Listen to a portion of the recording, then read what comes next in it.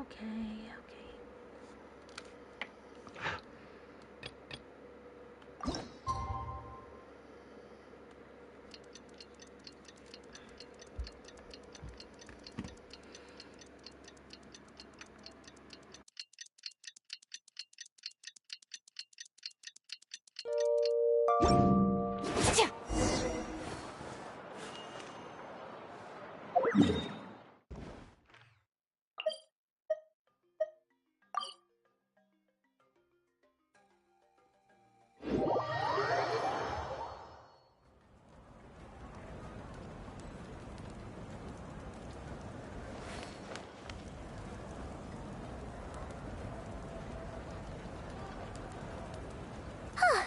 Hey, Aneva. Sorry to keep you waiting.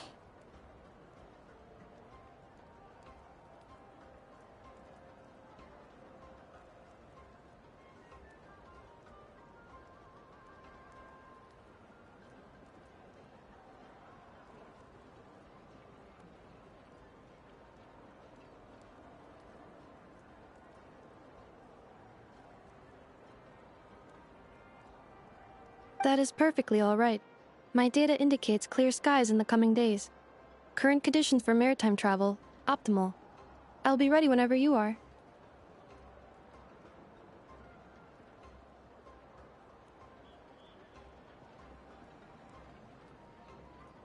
But are we really gonna set off without telling anyone again?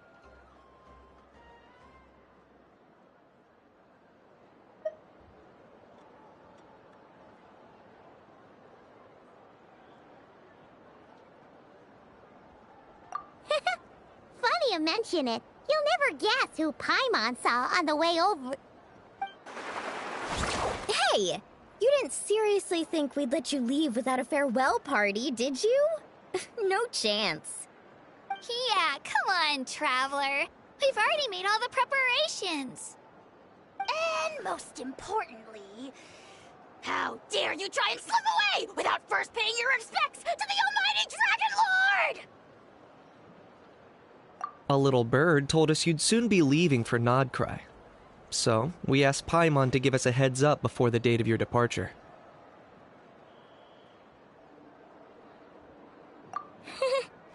You sure it's not time to think about changing that little habit of ours?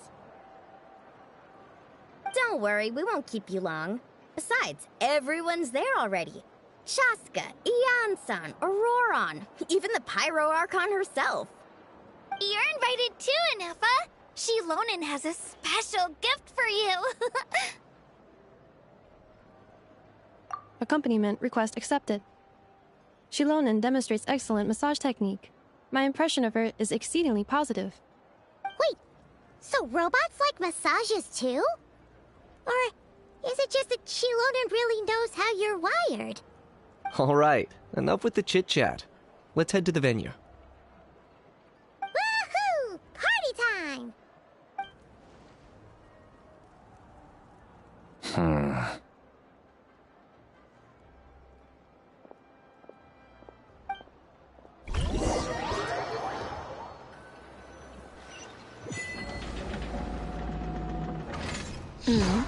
Spit it out, then. They've set off. Just as my calculations projected. About time I met this variable in person.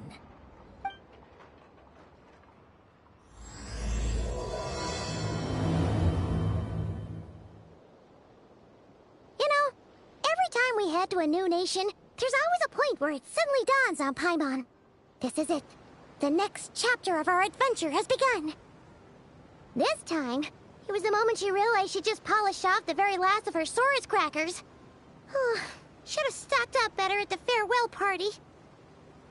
In other words, Paimon has marked the geographic coordinates from 2 minutes and 40 seconds ago as the boundary between Natlan and Notcry. This deviates somewhat from the official coordinates stored in my database. Paimon meant more in terms of how it felt on a psychological level. Anyway, what about you, Traveler? When did it really sink in for you? Huh, that actually kind of makes sense. What about you, Anefa? Come to think of it, maybe we should be asking the other way around. So, when you came over to Natlan, what was the moment you felt like you'd left Nodcry? In that case, probably when my sensors could no longer detect the moon's power. The moon? You mean that one we can all see in the sky? Negative. I was referring to... Here we are. Paimon, Traveler, we have arrived in Notcry. Oh, wow!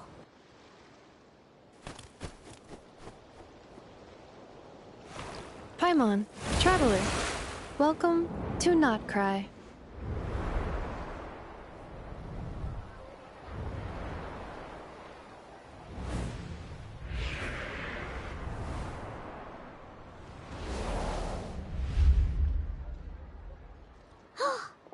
That must be Nasha Town up ahead! That's the place you were telling us about on the way over, right?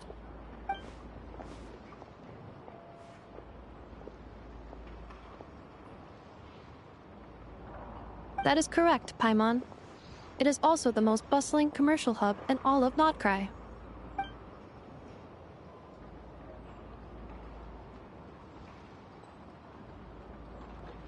Oh, sounds like the perfect place to start trying out all the local specialties. Huh? Is something up, Traveler? Paimon, this is where our spaceship landed when Ether and I first arrived in Tevat. Huh? Are you sure? But how come you've never mentioned that before? Seems pretty important to Paimon. Well, because those memories are really hazy. All I remember is Ether waking me up and us leaving the ship. But just now, setting foot on this land, I felt something. The kind of power I sensed in those moments. Are you referring to Kuvaki? Kuva, what now? The locals refer to it as Kuvaki. It is a unique elemental force found only in Notcry, or rather, a pure, primordial form of elemental energy.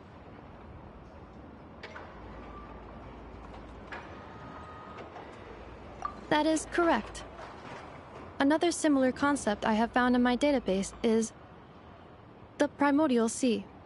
Legend has it that long, long ago, the moon that shines in the sky above us once rose from the land of Notcry. Modern geological surveys and meteorite studies conducted in the region have since supported this claim. So, when you mentioned being able to detect the moon's power earlier, you were referring to Kuvaki?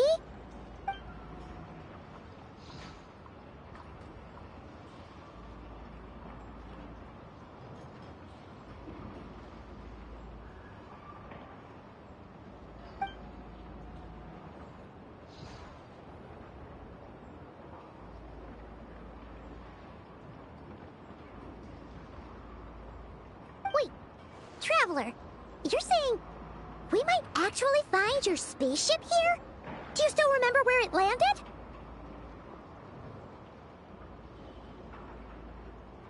Notcry is surrounded by the ocean.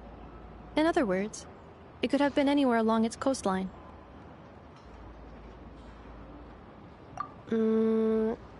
Negative. Description still lacks sufficient detail to pinpoint target location. Hey, it's okay if you can't remember everything right away. After all, it's been a really long time. Let's just do what we've always done and keep searching as we explore. Besides, what have you got to fear with your sidekick Paimon still here? I'd be more than happy to help you out as well. Our pleasure. Anyway, just knowing that your spaceship's here in Notcry surely counts as a big step forward, huh? Like we've crossed another boundary? Paimon couldn't have put it better herself. You sure are a quick learner, Inefa.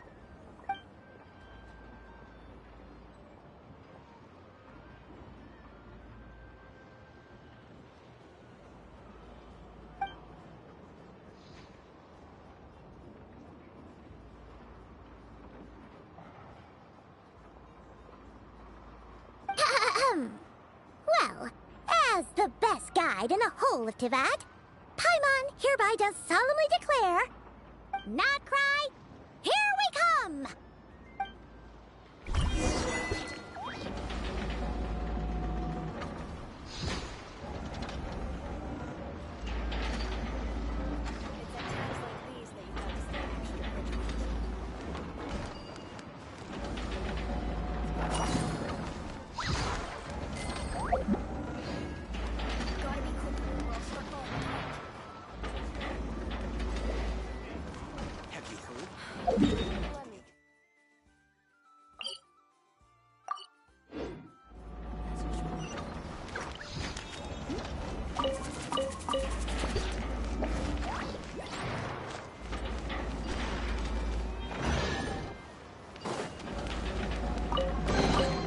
Your hard work is paying off, as it should.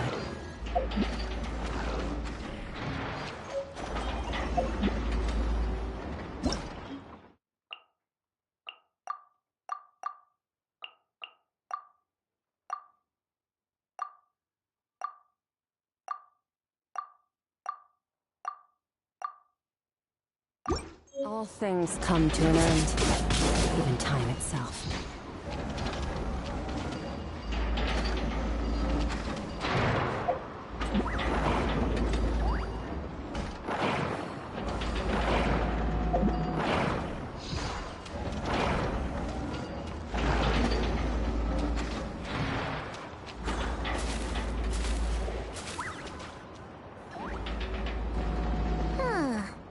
It just occurred to Paimon, if we were looking to put out a missing spaceship commission, or to learn more about Notcry, wouldn't it make sense to drop by the Adventurers Guild?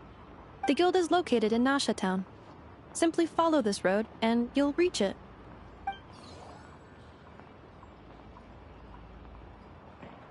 Huh? What in Teyvat is that? Looks kinda like a Sealy, floating around in the air like that. That is a Kuhanki, a species unique to the land of Notcry. A Kuhenki? Does she have something to do with the moon, too? Indeed it does. According to the Frost Moon Scions, the indigenous inhabitants of this land, the Kuhenki, are said to be familiars of the moon goddess, leading those who walk in the moonlight's glow to things of great importance. The moon goddess? Don't all people here worship the Tsaritsa? Although Notcry lies on Snezhnaya's border regions, the people here have held their own unique beliefs since time immemorial. As I mentioned, everything in this land shares a deep connection with the moon and the sky above. The beliefs of the Frostmoon Scions seem to date back to the civilization of the angels. According to the documents in my database, even the 7 Archons did not exist at that time. Wow! So the origin of their beliefs goes back even further than the Archon War? Correct. At some point, you may come across some statues of their goddess. The Frostmoon Scions carved these as well. Hey! Looks like she's floating away! I suggest you follow her. The probability of an ordinary person encountering a Kuhenki lies in the single digits. Many here consider them heralds of good fortune.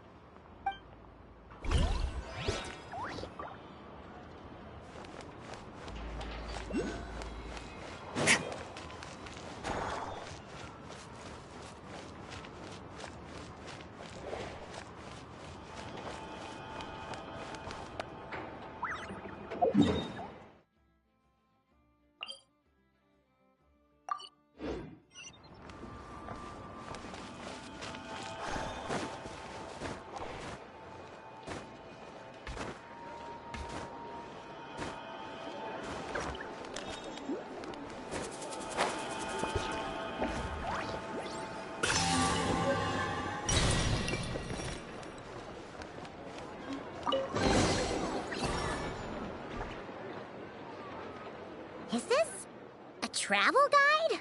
Huh. It actually led us to something useful.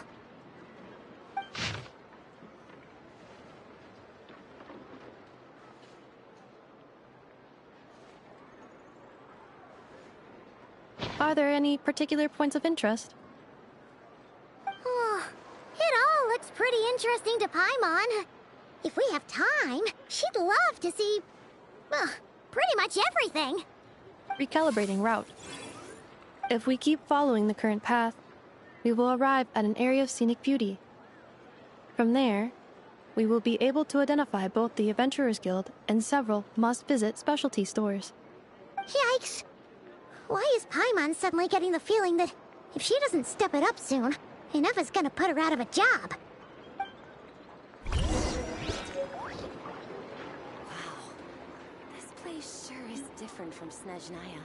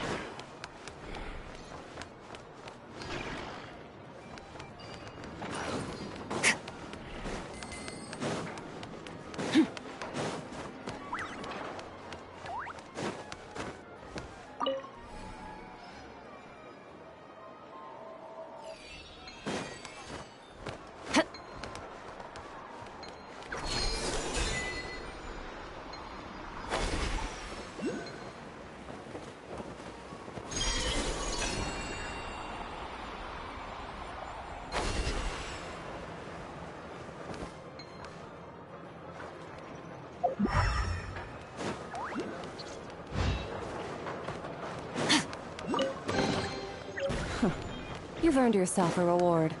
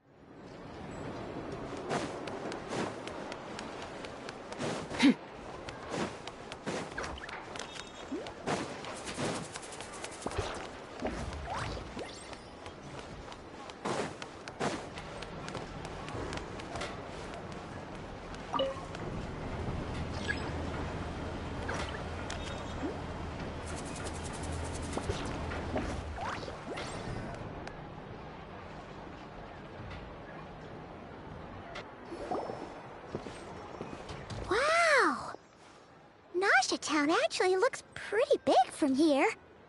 Feels a bit different than Paimon imagined, though. Which aspects in particular deviated from your expectations? Well, Paimon keeps hearing people describe Nodcry as an adventurer's paradise. So, she kind of thought it'd be a bit more picture perfect somehow. According to legend, there was indeed an era of peace in Notcry's past, the age of the Fae. Tales of those ancient heroes are still told today. One of the most well-known is that of the Lantern Fae. This individual performed many good deeds for Nodcry. The present-day Lightkeeper's nightly lantern patrols are, in part, a tribute to their memory. But then, one day... What happened? There came a devastating abyssal calamity that swept across Nodcry, and for a time it was left desolate. Heartbroken by what had become of the land they had so cherished, that Fae extinguished their light, just as the abyss had extinguished all hope. Nowadays, the paradise people speak of is more of an aspiration, or an irony, perhaps. An irony? Today, no official authority governs Nodcry. In theory, at least, it is somewhere a person can do whatever they wish, and become whoever they want to be. The Adventurers Guild is just over there, in Nasha Town's Central Plaza, and the flagship tavern is over that way. Hey, what's that building over there? You know, the biggest, tallest one. That is Aino's Boom and Blast Kuvaki energy cannon. It gets activated when the wild hunt threat level outside Nasha Town reaches a certain threshold. But according to the scan I just ran, the energy cannon appears to be malfunctioning, likely due to a recent discharge. The Wild Hunt? Isn't that the abyssal calamity you mentioned that's specific to Nodcry? It is a phenomenon that has been occurring for several centuries now. Yet the time and location of wild hunt attacks are seemingly random. At first, it was more of an old wives' tale that adults used to scare children. If you don't start behaving, kid, some night, the wild hunt's gonna come for you. Listen, do you hear that? That weeping in the fog? Those are the cries of a young woman being dragged away. You're saying people actually hear things like that? I have not witnessed enough wild hunt attacks to give a statistically sound answer. But the oldest legends say that all people saw was the ghostly shadow of a woman in the mist. It wasn't until later that it became a full-blown calamity. Abyssal monsters and all. Huh. When you put it like that, Paimon's really gotta hand it to Aino. Not only did she repair you, but she's even built a giant cannon to keep the wild hunt at bay. Absolutely. Aino is very impressive indeed. Anyway, according to my schedule, it is time I took you over to the flagship. Oh, sure. After all, we shouldn't keep Barca waiting. Well, Paimon's not sure if he'll actually show up at the bar this early.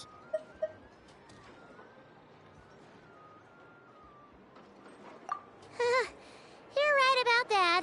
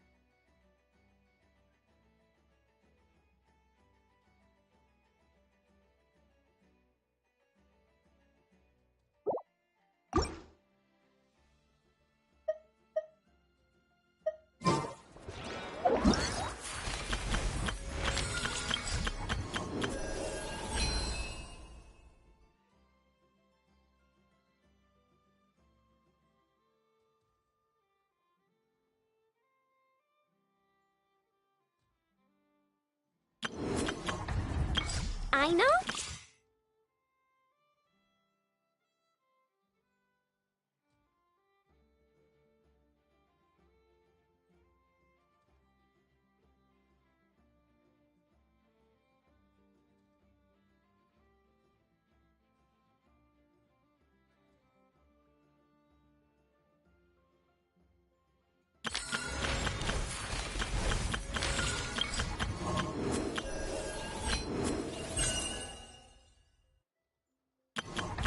I know.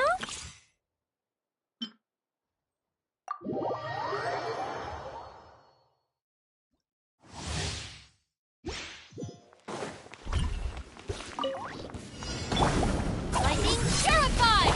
Let me weave you a verse. The Temple of Wisdom.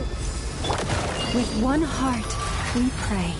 Forest, protect us.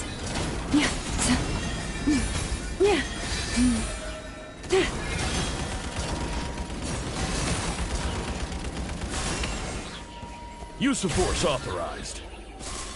It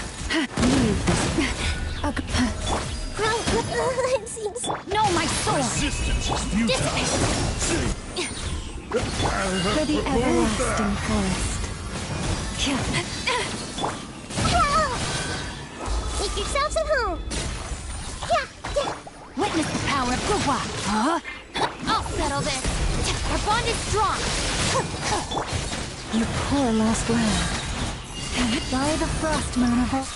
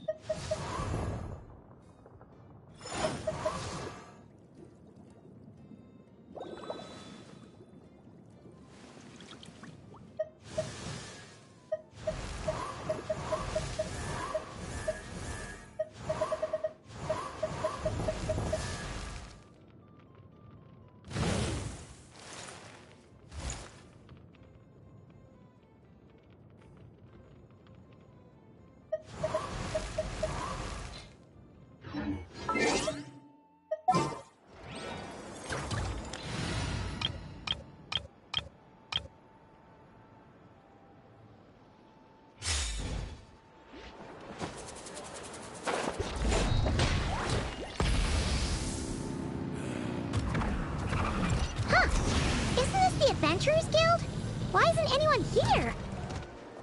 Does that mean that Catherine and Nodcry actually gets to...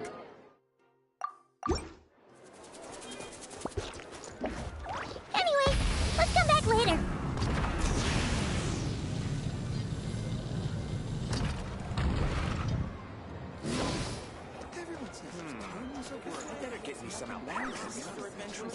Lots of life. Would you agree?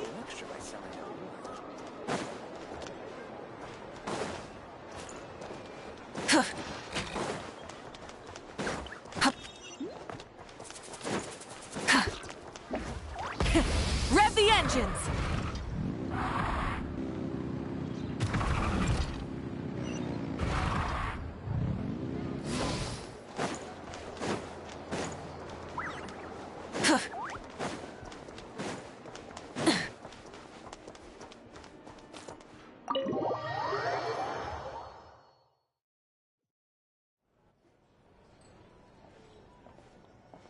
Here we are, the flagship.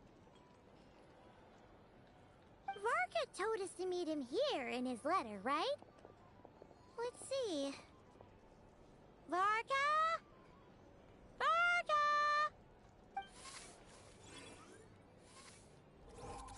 No matches, I identified.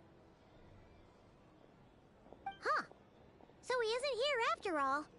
Oh, guess we never did actually say we'd be arriving today. Hey, why don't we go ask the owner? If what they say is true, Varka's drinking prowess must have left quite the impression.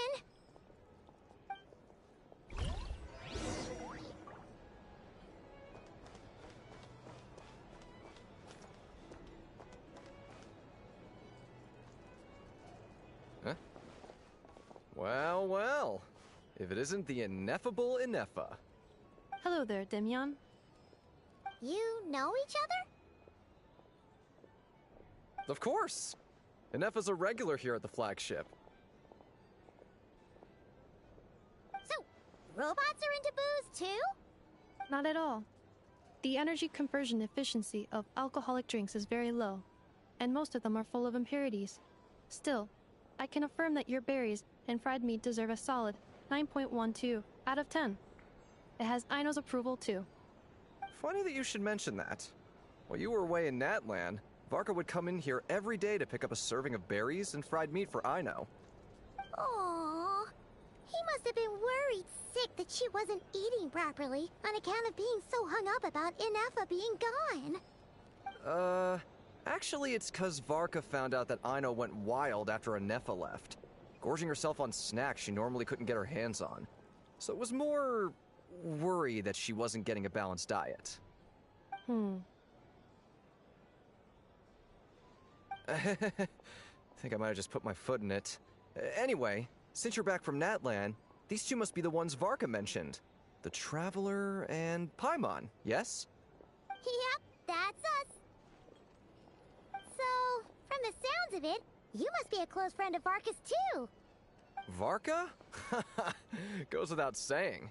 After all, he's the only one around here who's ever managed to stay standing after 10 rounds of the roulette special. Paimon can't believe he's made such a name for himself. Though, guess it's hardly surprising how. Right now? Must be somewhere near Anvan Tinyarvi. That's quite far from here. Huh? Where's that? It's a lake in the northern part of Nodcry. Word reached him of trouble brewing around those parts, so he took his knights to check it out. Oh. So, we missed him?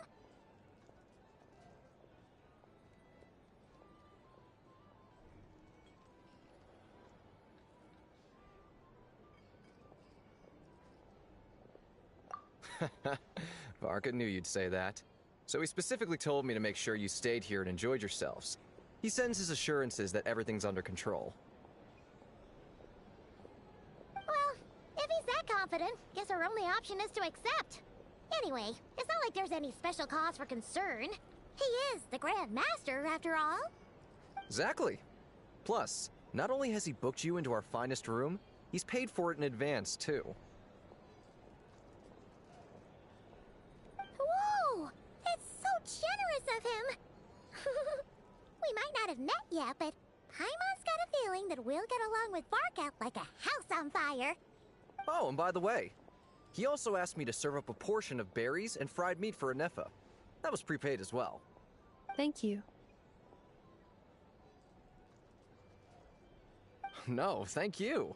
I'm the one who should be grateful for your business. Traveler, Paimon, why don't you go ahead and drop off your luggage? I can use this time to go pick up some components that Aino asked me to bring back. Sure thing. Besides, now that we've got ourselves a map, once we're done unpacking, we might as well go for a stroll ourselves. Why don't we meet up again later? Oh. So you no longer require navigational assistance? No worries. We should be fine. We've got a rough idea of our way around town, so Paimon's reasonably confident we shouldn't get too lost. Thank you. This translates into an approximate time saving of 30%, meaning I will be able to see Aino about 45 minutes earlier than previously projected. Oh, right. You must miss her a lot, too. In that case, we better get a move on.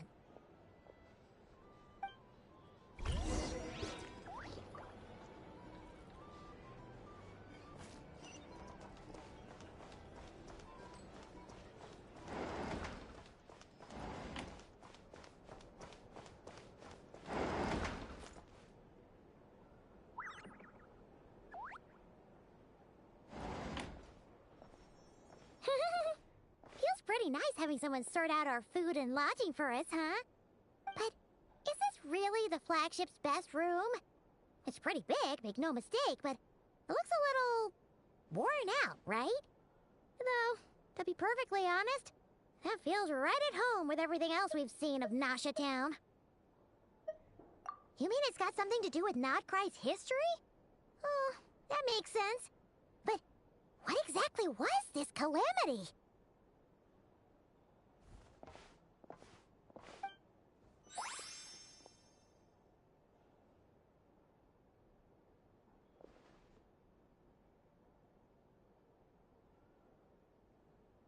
Oh, should we try the berries and fried meat too? Paimon's getting hungrier and hungrier every time someone mentions it. Oh, sorry about that. Paimon wasn't watching where she was going. Please, there's no need to apologize. If anything, I'm the one who should be sorry. Clearly, I shouldn't have gotten lost in my thoughts in the middle of a hallway. Wait a sec. Are you staying in the room next to ours? Ah, quite the perceptive one, I see. First things first, allow me to introduce myself. My name is Kirill Chudamirovich Flintz, but please, just call me Flintz. Whoa, that's an impressively long name for sure. Ah, is that so?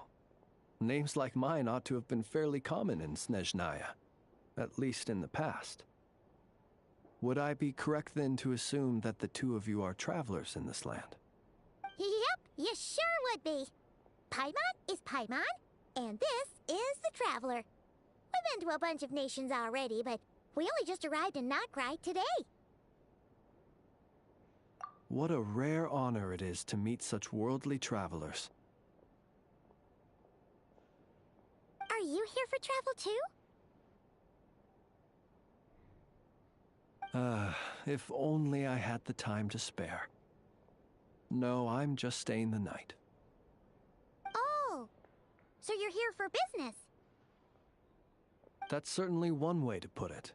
I'm a Ratnik of Nodcry, normally stationed near the burial grounds to the north.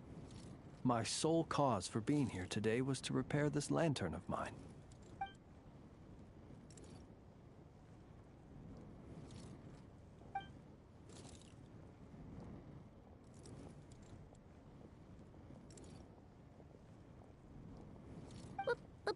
Burial grounds? Your surprise is entirely understandable. Most people cannot even begin to fathom the idea of a life surrounded by tombstones and decay. But if you've heard of the calamitous abomination that is the Wild Hunt, you'll know that in their wake they bring a host of souls tainted by abyssal filth. That then is why we are stationed by the burial grounds. To hold the line where it is most vulnerable. Oh, so it's all about fighting against the abyss. Oh, sounds like a tough job. I thank you for your concern. But in truth, I've long since grown used to it. In fact, I like to think it rather suits me. If anything, I'd say I prefer the peace and quiet of a graveyard to the hustle and bustle of urban life. Paimon sort of gets it now. But even so, she's still pretty sure she could never get used to living in a graveyard herself. For one thing, she'd be too scared to fall asleep at night. Oh, I assure you, there's no need to worry on that account. The kind of ghosts you find in cemeteries aren't too big on talking. But even when they do, they're usually far more discreet than the living. Well, would you look at that? Who'd have thought we'd end up chatting this long? Must have a lot in common, huh? Forgive me, but I must excuse myself, for the time of my appointment draws near. And in terms I'm sure you'll understand, a lanternless ratnik is like a mapless traveler. A serious conundrum indeed. Oh, sure. In that case, you go right ahead. We won't keep you any longer. Not at all. Should the opportunity present itself, I'd gladly continue our conversation another time. You're always welcome to come visit my grave. I mean, the grave I stand watch over. Your visit would bring much-needed light to that place of final rest. Right. Well, if we get the chance. Then allow me to wish you a traditional ratnik's farewell. See you by the graveside. Ugh. Jeez. What a weirdo. Not to badmouth him at all. In fact, he seemed pretty cultured, but at the same time, kinda spooky? Must be all that time he spent around graveyards.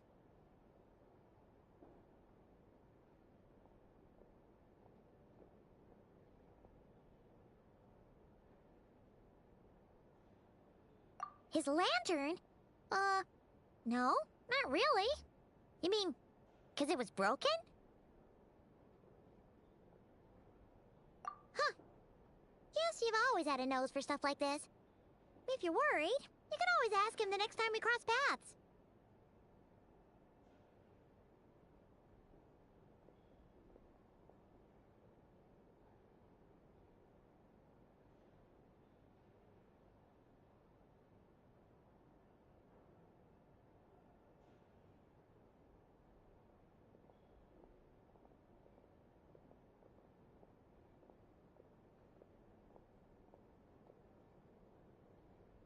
Hey, don't you start spouting all that weird stuff too. It's so noisy here. Back in my day, we'd...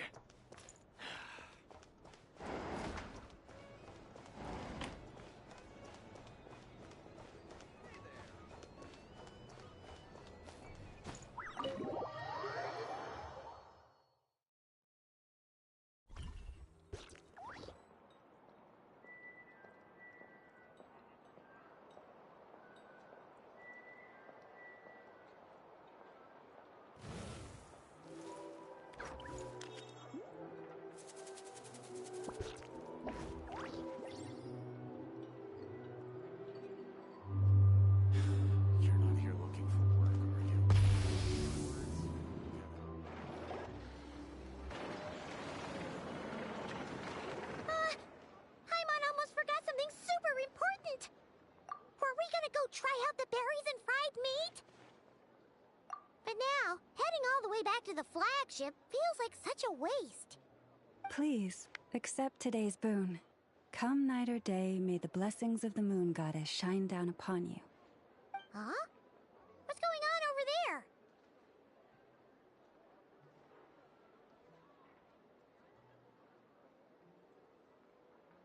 Wait, free food? Wow, the people here are so nice! Quick, let's grab some too. Paimon's super super curious what their food tastes like. Moonlight illuminates the path before you, travelers from afar. Huh? How'd you know we were travelers? Just now were a song the birds in the sky, singing of your wanderings. You are no ordinary guests, it seems. The birds and the... what now? Forgive me. I should not have laid the words of others out as a welcome mat for our very first meeting. You, too, must be wondering who I am. I am Lauma, moon chanter of the Frost Moon Scions. Please, as do our followers and other passers-by, accept today's boon. Happy to oblige. Paimon's name is Paimon, and this here is the Traveler. Thanks so much for sharing your yummy food with us. We'll take one each.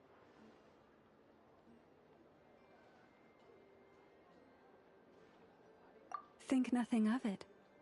These fruits were the finest we found, delicacies gathered in the wake of the morning dew. It is my hope that partaking of them may lift your spirits to heights anew. The finest you found? Wow! That sure is kind of you, but wouldn't you want to keep those for yourselves? The first fruit of the harvest must be placed upon the moonlight altar, not as an offering to the gods, but as a spark for lost hunters. For it is the blade of the starving that darkness most easily corrupts. As perhaps you have already heard, we Frost Moon Scions revere and worship the moon goddess. We believe that together, virtue and compassion are the shining light that will lead us all out of the long, dark night. And now, with tides of haughty Fatui swarming into Nodcry, driven by greed, and greed alone, more than ever before, we must all unite under the banner of virtue. Huh! Look who it is again. Those unsufferably kind-hearted Frost Moon Scions. Got enough for us too? That's right! 2 servings each! We're starving over here! The Fatui! After what you've been doing to our sacred statues, how dare you even show your faces? Wilhelmina, bestow today's boon upon our guests. You hear that? No slacking now. We'll have the very best you got. But, my lady, they... Please, you two, accept this meal. But remember this. Kindness is the first lantern left to guide those who stumble in ignorance. Come again? Let me finish. But should they still refuse to follow the moonlit path, then by our frosted blades shall we show them its shadow. You! Hey, look who it is. Whatever. Just you wait. We'll be coming for you next. Huh? Where's the meat? Who wants to eat this garbage? Those stooges really are the worst. Ever since they came to Nodcry with all their weird equipment and built that so-called experimental design bureau, our lives have been turned completely upside down. Judging from how they reacted just now, it seems the Fatui already know who you are.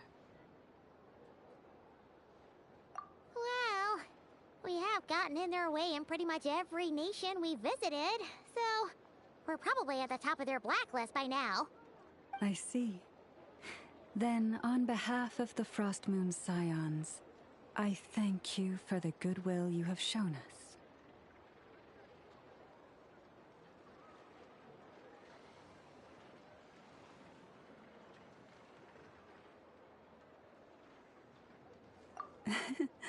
Because if they had gotten ahead of themselves just now, I'm sure you would have stepped in to help. Just as the birds and beasts put it, your arrival heralds joy to us all. Besides, for a weary traveler far from home, what better respite than to bathe in the moonlight? You will always be welcome at the Frost Moon Enclave, the place we call our home.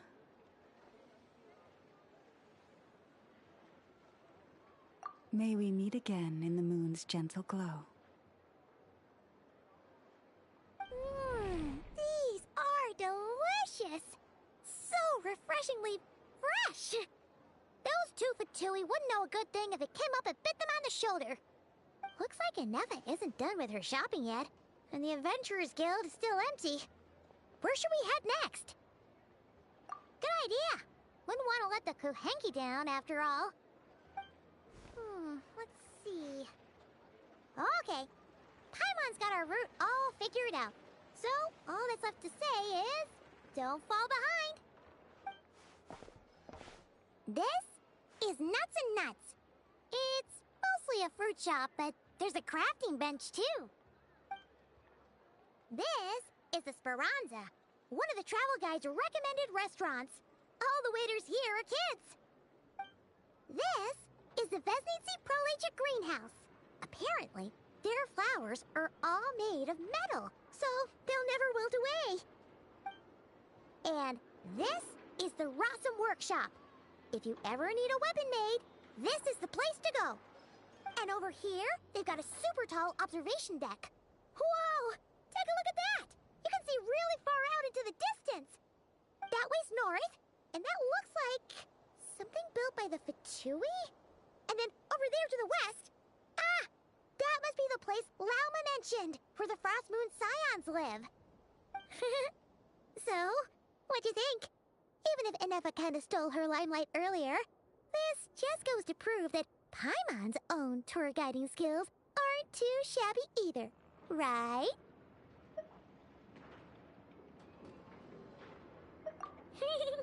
She sure is! It'd take hundreds of years of practice to beat the best tour guide in all of Tibet. Huh? Look! There must be someone at the Adventurers Guild now! There's already a line forming outside! Looks like we'll finally be able to ask about your spaceship! Oh, or was there anywhere else you wanted to stop by first?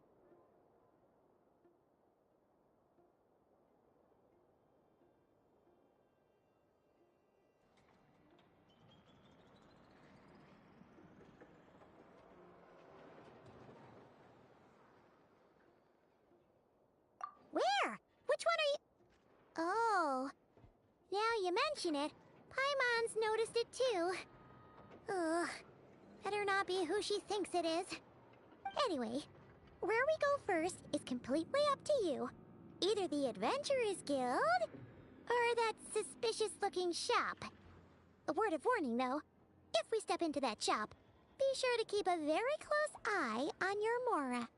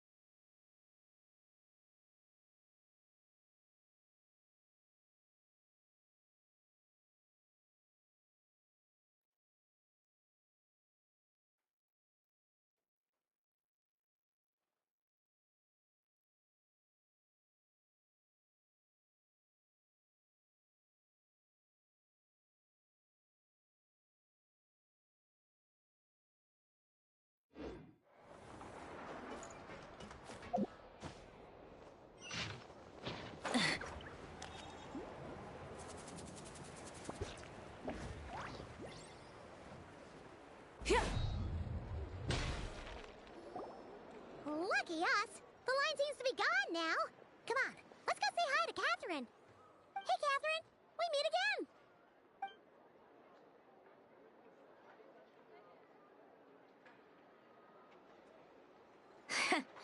How ridiculous.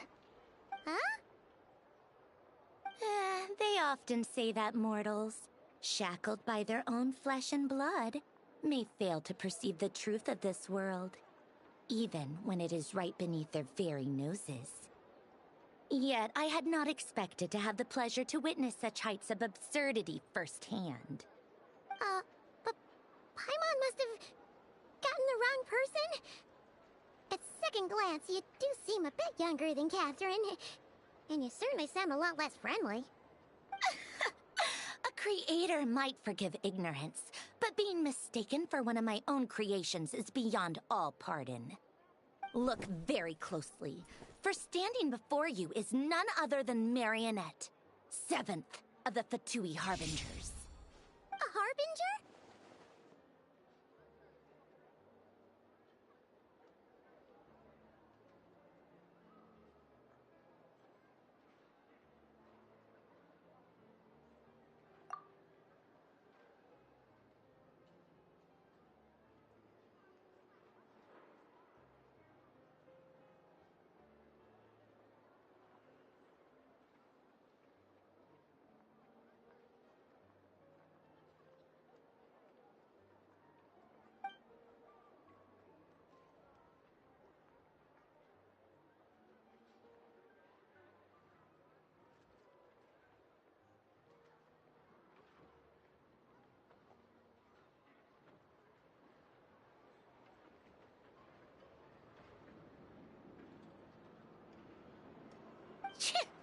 Today's encounter is merely a courtesy call.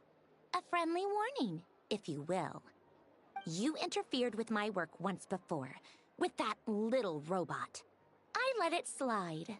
After all, it was nothing more than a distraction, a side project at best.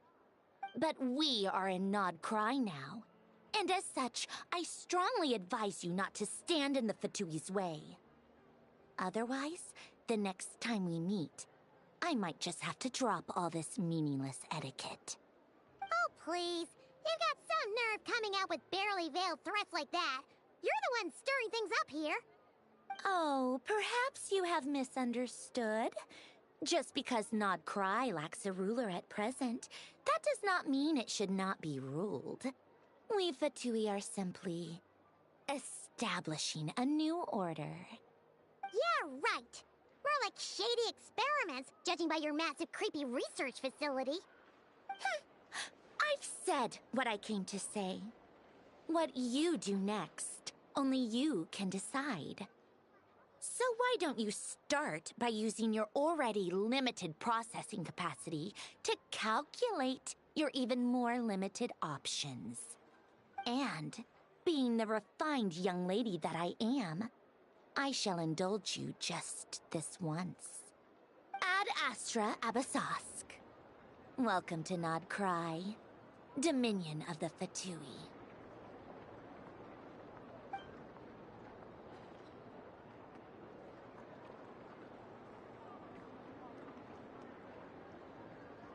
Ugh! Paimon's so mad right now! How can anyone so obviously evil be so annoyingly self-righteous? But if a Fatui Harbinger is here to greet us in person, that can only mean one thing.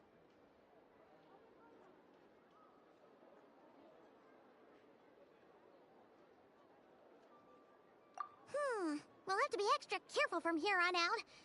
Paimon hates feeling like she's being watched. Hey! The real Catherine's back! Ad Astra Abyssosque. Welcome to the Adventurers Guild. How may I help? I will do everything I can to assist you. You're so much nicer to talk to, Catherine. Please don't leave us again, okay? Hmm?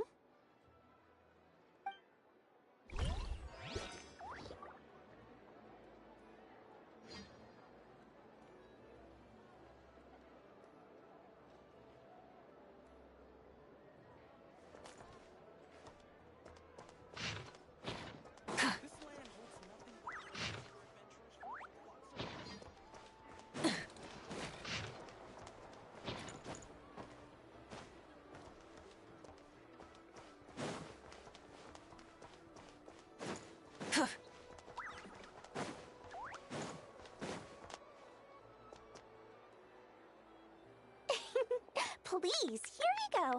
And if you ever need anything else, don't forget to make the great Lord Sangama Bay your first port of call. Oh dear. So it is the real deal. Of course it's the real deal. Everything you'll find here is 110% real, meaning every one of my deals is as real as a deal can... Wait a minute. Well, if it isn't my two most valued clients!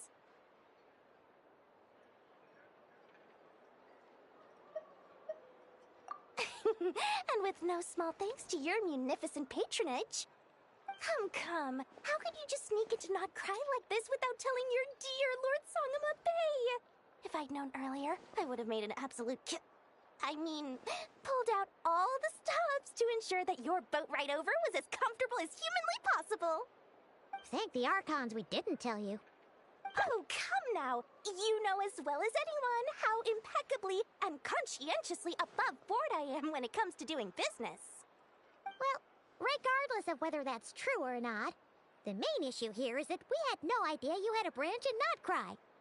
A clever merchant always has a backup plan, or two, or three up their sleeves. As the saying goes, a rabbit with many burrows fears not the hunter's arrows. A merchant with stores galore hears no debtors at the door. Since you're both here in Nodcry, would you care for some of my finest local souvenirs? Whatever you're looking for, I have it. Or if it's Sumeru you're missing, I've got that covered too. We literally just arrived. Do we look like we're on the hunt for tourist trinkets to take back for our friends?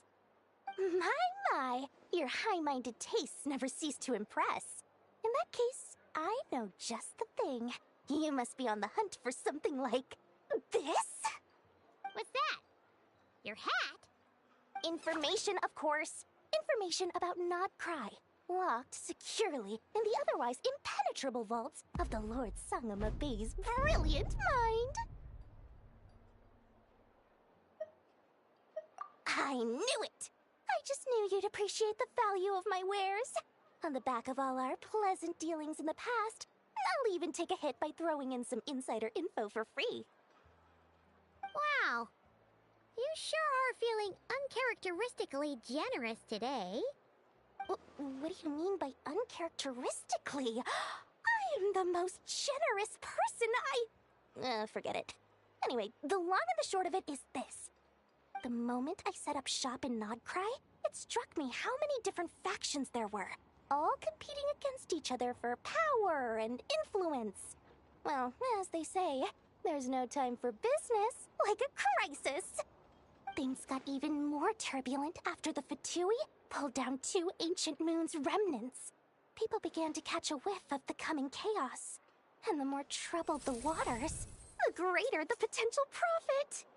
Not at all sorry to interrupt, but we're not here for Mora. Oh, really? But surely it was the tales of an adventurer's paradise that brought you here. The chance to take your very own slice of all the latest and greatest business opportunities? In that case, what would you like to know about?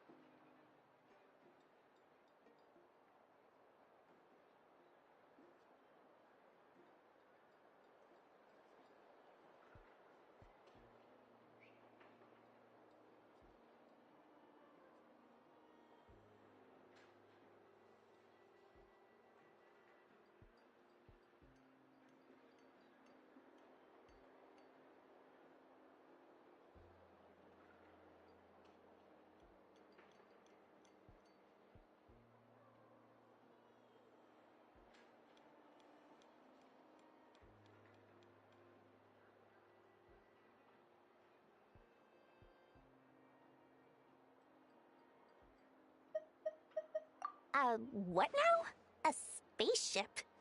Nope, never heard of anything like that.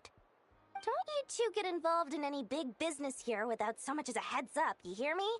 At the very least, consider letting me in as a key investor.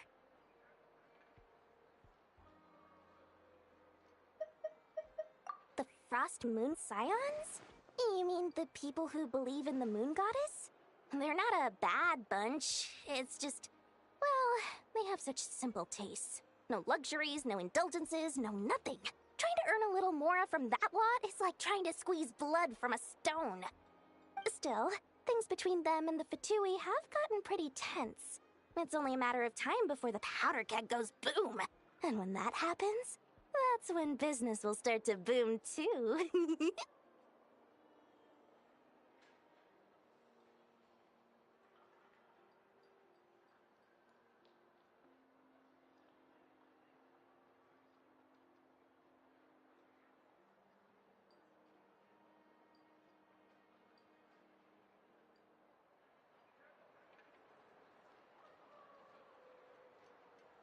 Oh, they're an organization set up to keep the locals safe. Apparently, they have a long and glorious history, and they're made up entirely of volunteers. But seriously, a volunteer organization in Nodcry? This place is hardly a magnet for noble hearts. No pay, all work. That's not a business model, and it's certainly not for me.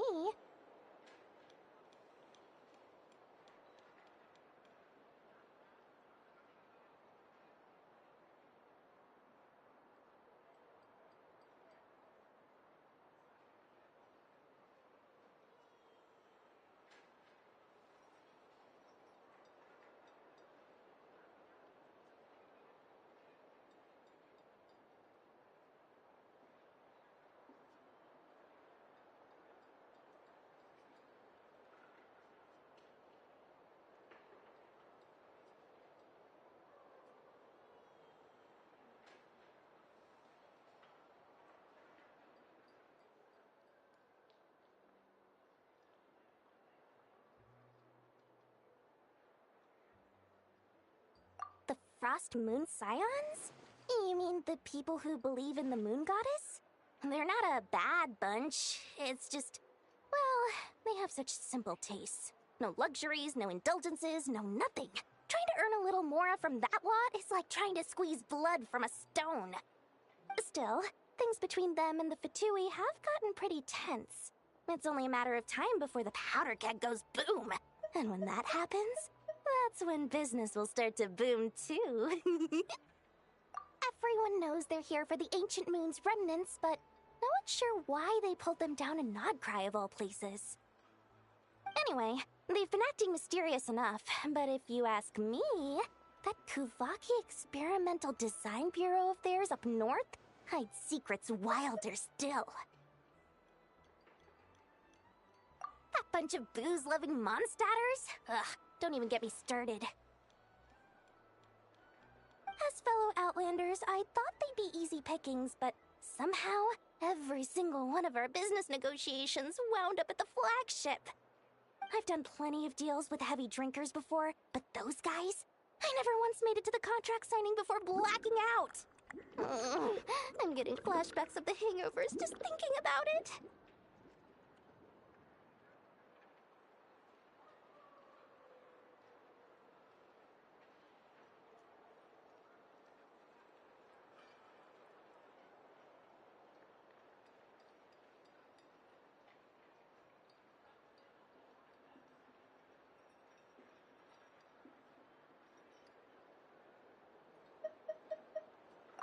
Oh, I almost forgot to mention. Sooner or later, you'll no doubt end up doing business with some other merchants in Nodcry.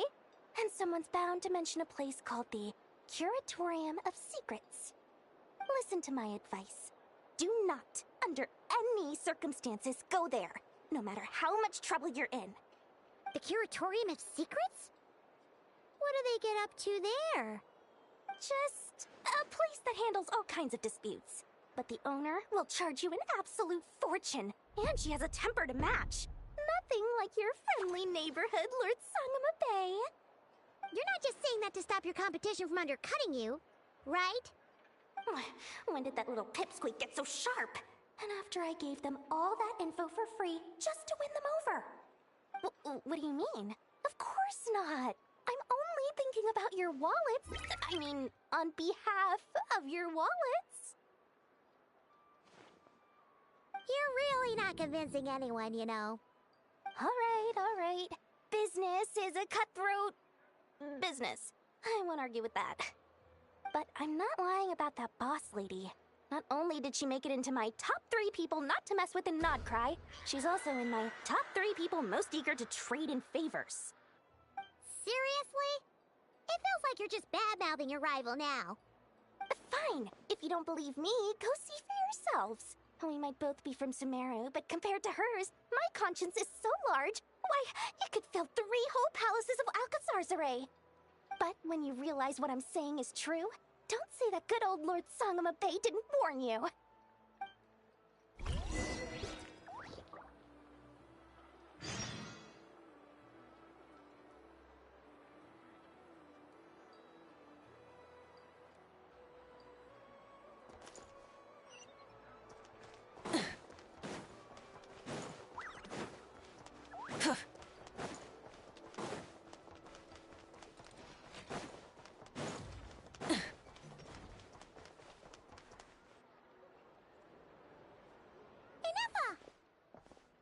Hello. I was just about to start tracking your whereabouts. Did you manage to get everything Aino asked for? I did. What about you? Do you need me to navigate or introduce any more places around town? Not for now. We've seen most of it already. We probably need some time to process everything we've learned, though. Any progress with the spaceship? No. Catherine came back just now, so we asked her, but even she hasn't heard a thing. One possible explanation is the vast stretch of time that has elapsed. Additionally, given the limited resources available in Nodcry, it is entirely plausible that the wreck was scrapped for parts, or even mistaken for a pile of broken machinery. Aww.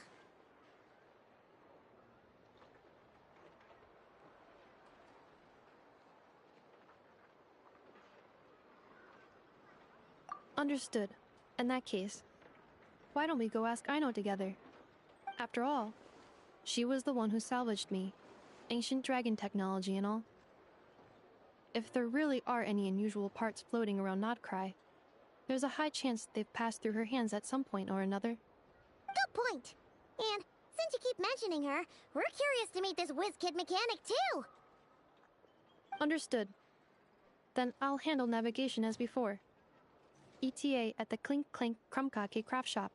34 minutes ahead of schedule.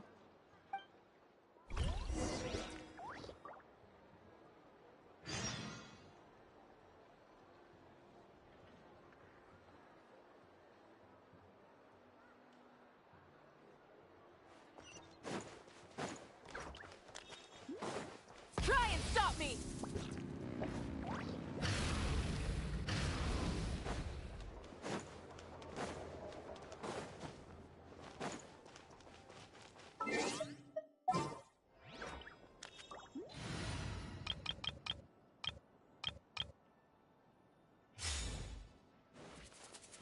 Merciless.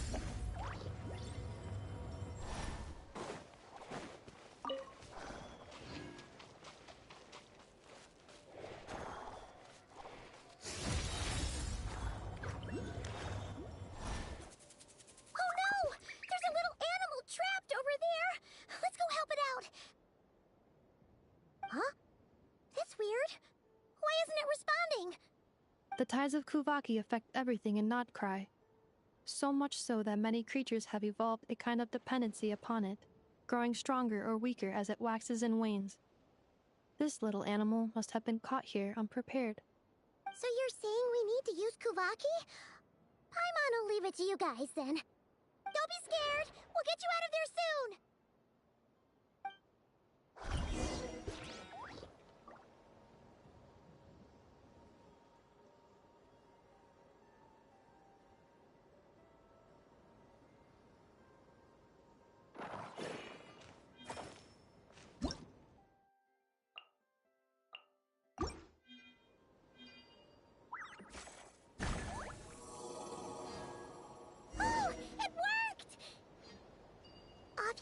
now, little one. Don't go getting yourself caught again.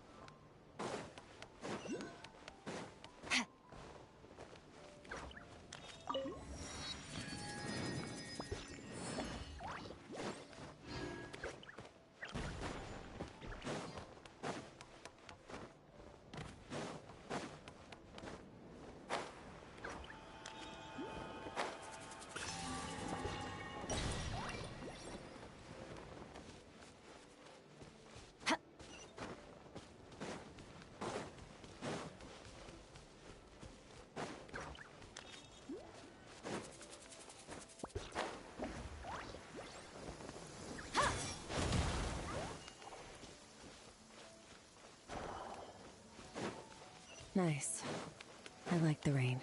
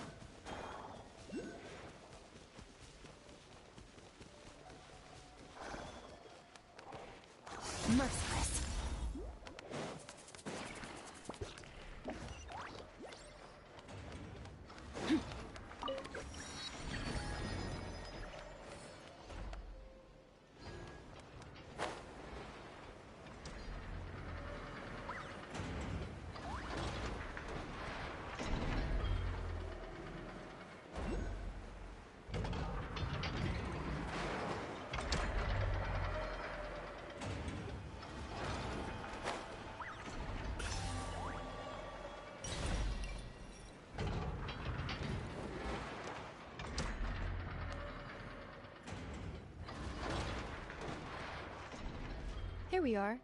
The place Aino and I call home. Whoa! So many machines that Paimon's never even seen before. And then there's all these little robots. Did Aino build them all? That is correct. It looks like Aino has created 3 more little bots since I've been gone. Aww. Well, you were gone for quite a bit. She must have missed you. I missed her too. I want her to see what I've become. Let's not keep her waiting any longer then. Come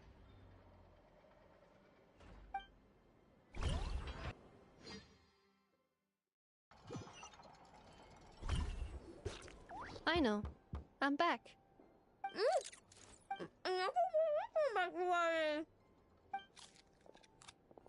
Hmm? Ineffa? You're back significantly earlier than I expected. Like a whole 30 minutes at least. Everything went very smoothly, which saved me quite a bit of time, so I...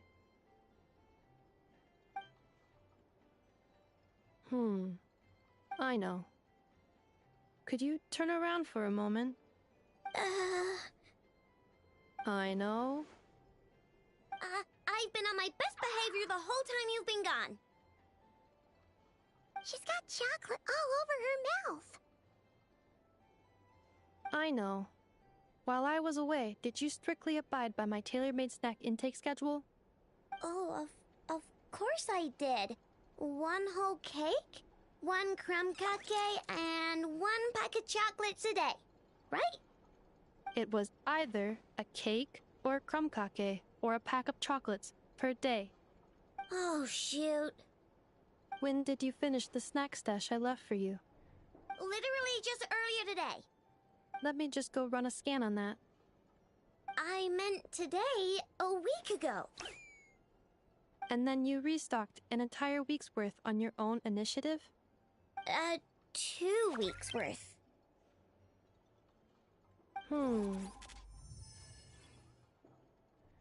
Why does Paimon feel like the roles in this household are pretty much the opposite of what she imagined? Calculation complete. Aino's recommended snack calorie intake for the next 4 weeks. 0. No fair! You're a meanie, Ineffa. This is what happens when you break an agreement. Oh, come on! Don't do this to me! I only ate a teeny bit extra every day. Just a teensy, eensy, weensy bit extra. That is objectively not a teensy bit extra. Seriously? If you'd only arrived half an hour later, I would have had everything cleaned up and you wouldn't have noticed a thing. But now that I think about it, you even said you'd come back a bit earlier than you did, so I wouldn't have to worry. But then, you were away so long, and I was so worried about you. And that's the only reason I even... Oh.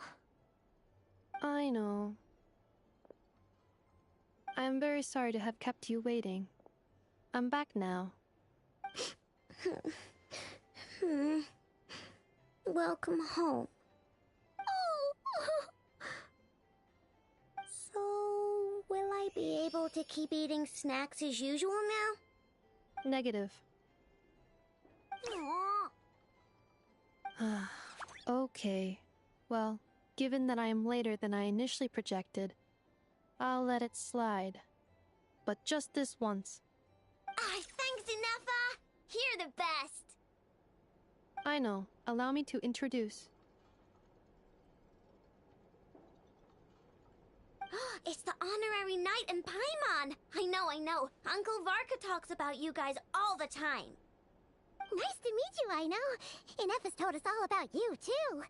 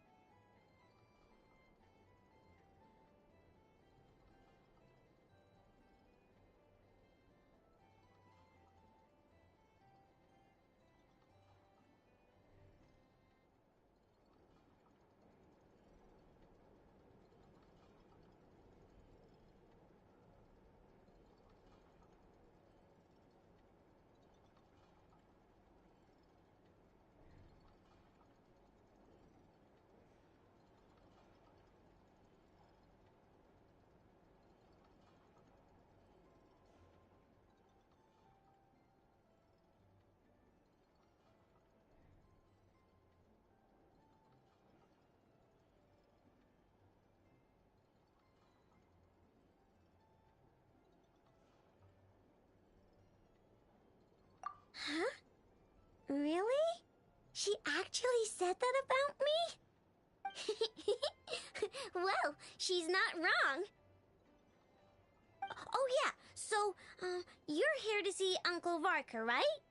A couple of days ago, he suddenly said he had to head out on business, and that he might not be back for a while. He asked me to let you know if I saw you. Yeah, we heard about that at the flagship. Did he say what he was doing? Nope. Just told me to take good care of you guys and make sure you feel right at home. Oh, shoot. Please, take a seat.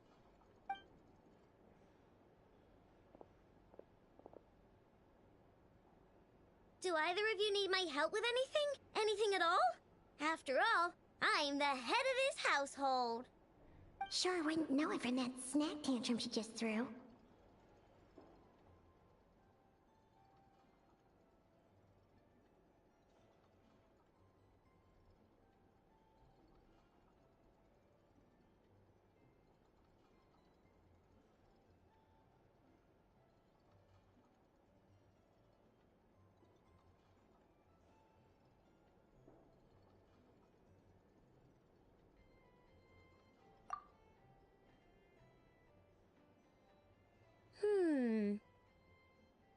A spaceship, huh? From outside to that? Exactly. So, ring any bells? No. Oh. You sure? Nope means nope. Never seen the slightest trace of it. More specifically, by nope, I mean, I've never seen a single piece of tech in all of Notcry that might have come from out of this world. Not in any new machines or in any old ones either. Huh. What I know means is that your spaceship almost certainly has not been disassembled nor repurposed as parts for other machines. Oh, so that's what she was getting at. Yep. I've taken apart pretty much all the fun stuff in this city at one point or another, but I don't recall ever seeing any components that were anywhere near that special. So, either your spaceship crashed somewhere it's never been found, or someone did find it and then hid it really, really well. But who would even do something like that? Beats me. Maybe someone who thought they could stash it away for a rainy day. Just like how I sometimes hide snacks in the...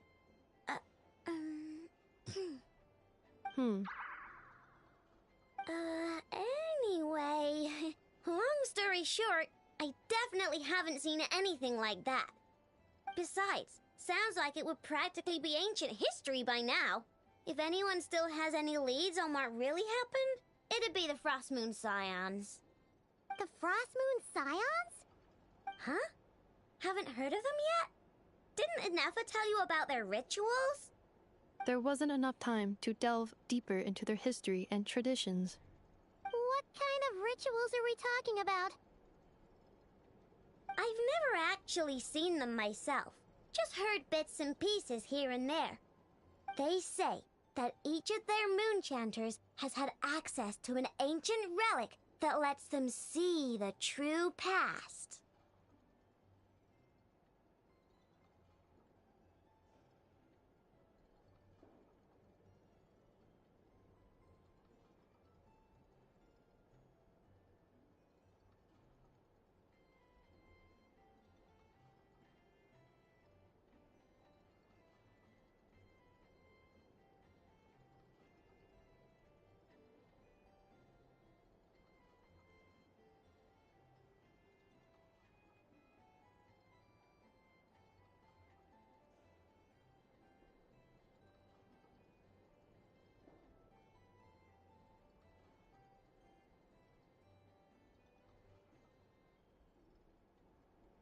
Not sure exactly how it's meant to work.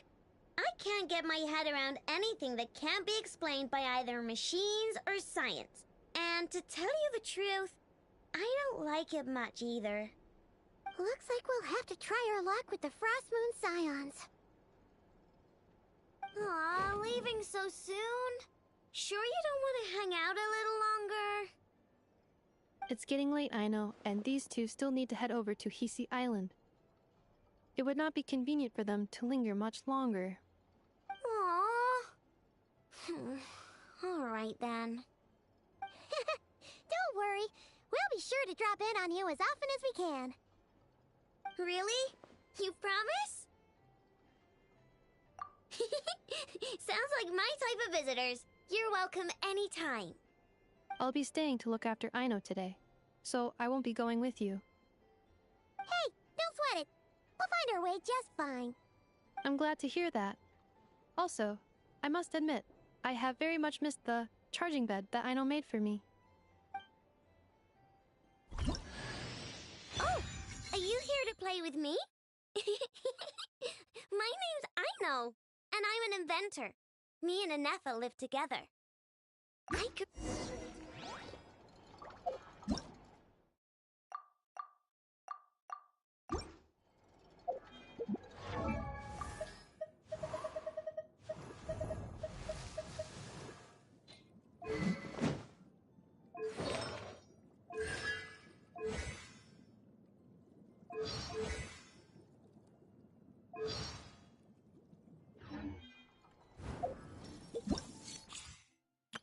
Aino? Present!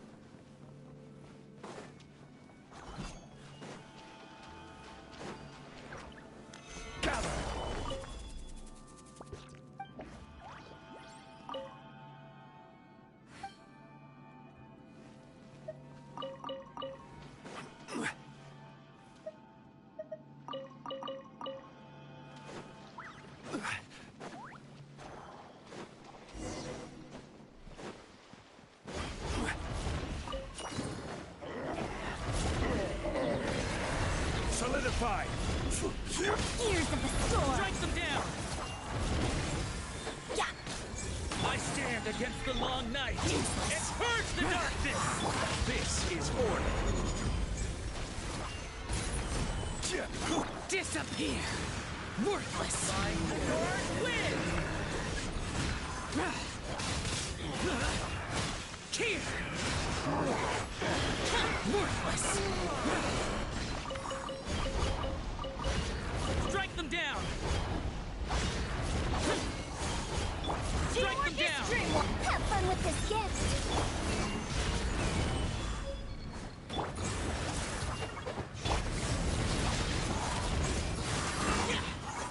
I stand against the long night and purge the darkness! Worthless!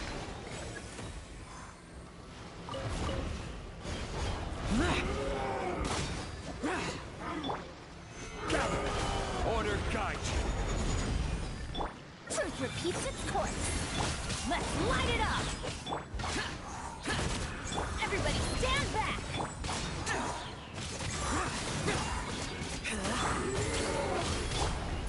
Solidify!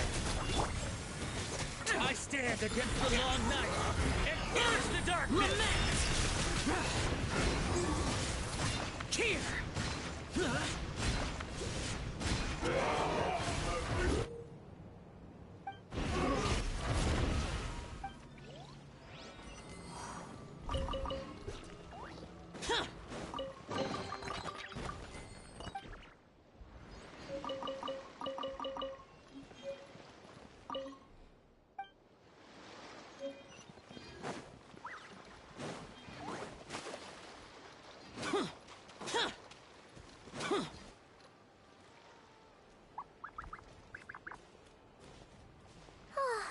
Seeing Aneva and Aino reunited like that sure was heartwarming. Mm-hmm. We should definitely hang out with them more in the future.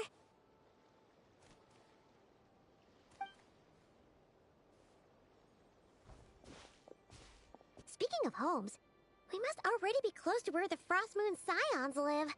The vibe here feels different, just like the scenery.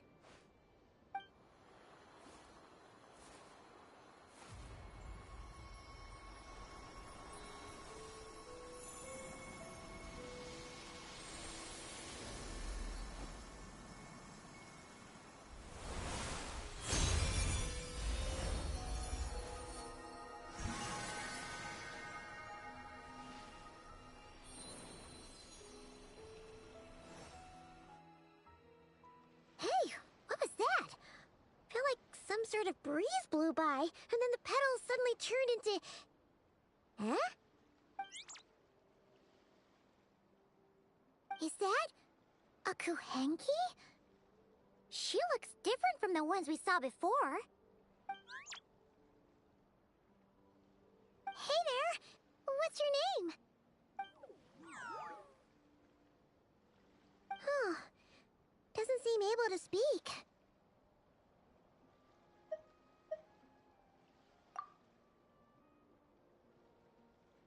No idea what she wants.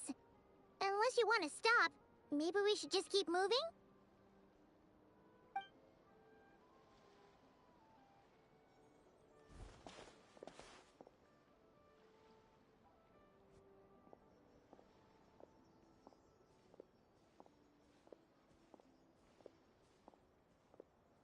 She's following us! Go on. Go on now. We've got stuff to do. Best you find someone else to hang out with.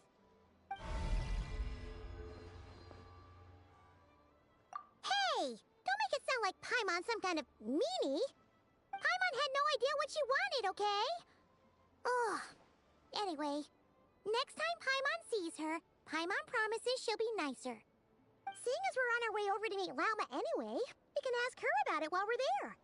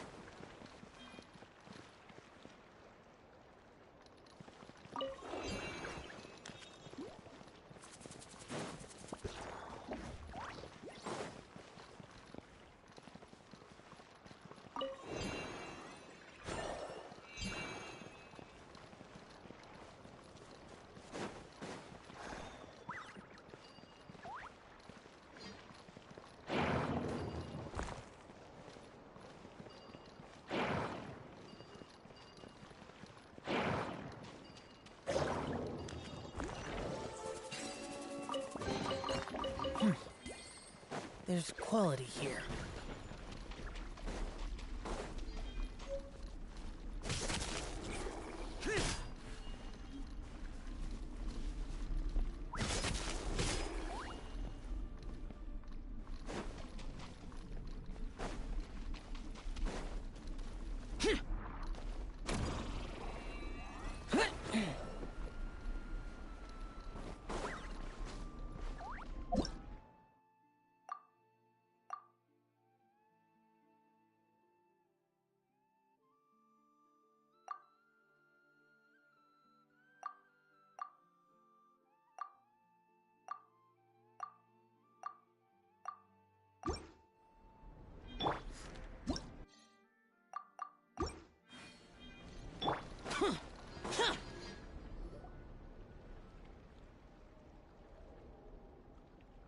Huh? Hey, look! Isn't that Lauma? The moon chanter? Let me take a look at your wound. Ah, you must be more careful. Doesn't matter how much of a rush you're in, your safety always comes first. Oh, you're back too. How was your day? You what? Those two Fatui? The ones who were causing trouble in Nasha Town? You went to teach them a lesson? And you put that in their food? You naughty little thing! How could you do that? They didn't notice. That's not the point.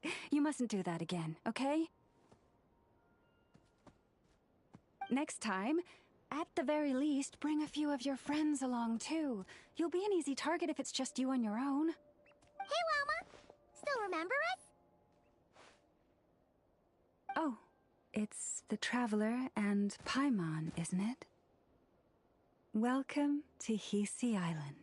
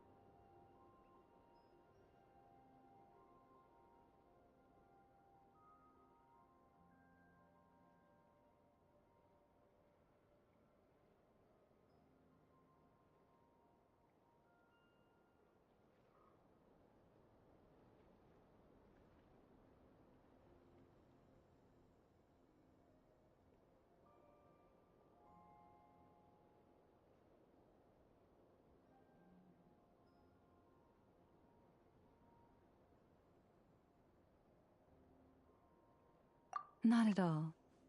Those who come with kindness in their hearts are always welcome with the Frost Moon Scions. Were you just talking to those animals? I was indeed. The Frost Moon Scions bloodline is unique, for throughout our history, there have been many among us who could communicate with all living things. What was that? Oh, is that so? She says she was trapped in a plant earlier, and that you were the ones who rescued her. She wants me to thank you on her behalf. Oh, it was nothing. Barely lifted a finger. If you both are free, why don't you join us at the Frost Moon Enclave for dinner? Consider it a small token of thanks for your kindness. We'd love to! And actually, we had something we wanted to ask you anyway.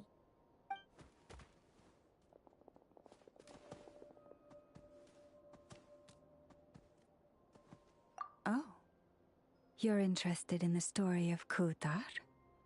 Kutar? Yes. Kutar is our moon goddess. The moon maiden who guides us. But up close, this one somehow seems a bit different from the one in Nasha Town. It's like it's more... natural? Or like... more harmonized in its design. That is because ever since the Fatui arrived in Nodcry, they have been modifying and defacing our statues as they please. These statues were made by the Frost Moon Scions who settled here hundreds of years ago, crafted from the very finest Lunasol stone. Not only is this stone exceedingly rare, but it also brims with Kuvaki. I suppose the latter must be what caught the Fatui's eye. For a time, we put up fierce resistance, but now, this is the only one left that still retains her original form. We heard they even pulled some ancient moon's remnants down from the sky. That's right. The two largest remnants landed in Nodcry. One here on Hisi Island, and the other on Paha Isle. The Fatui built their research facility on top of the remnant over on Paha Isle. But they've had their sights set on the one here, too.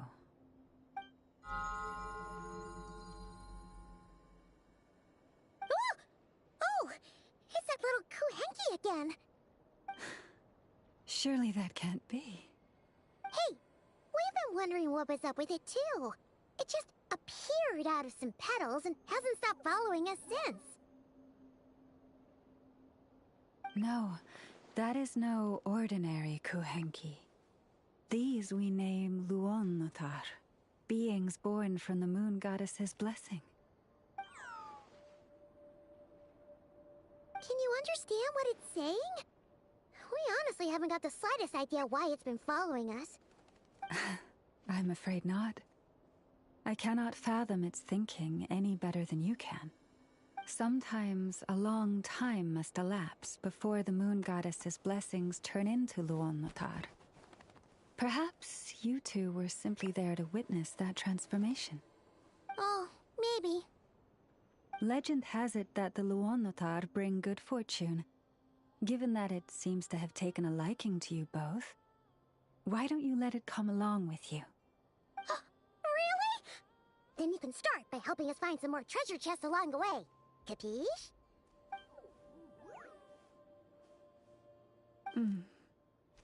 If you would hear more of the moon's story, then let us make our way to the Frost Moon Enclave.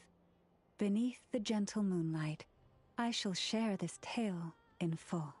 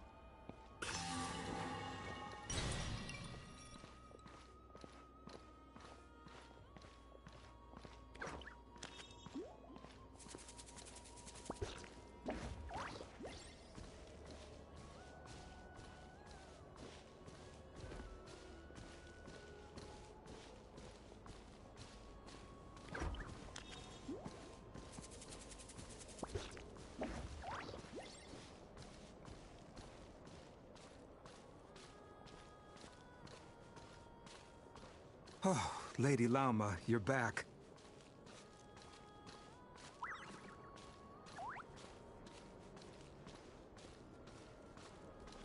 Come day or night, may the blessings of the moon goddess shine down upon you.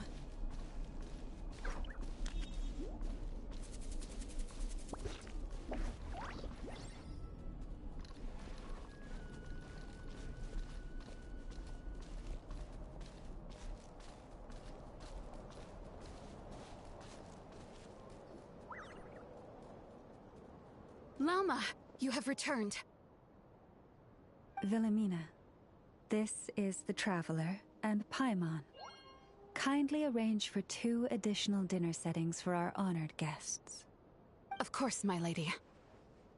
Wow! Everyone along the way here pretty much saluted you. Are you, like, super important around here? I am but a moon chanter. One entrusted to convey the moon goddess's will. Nothing more. She's just being modest.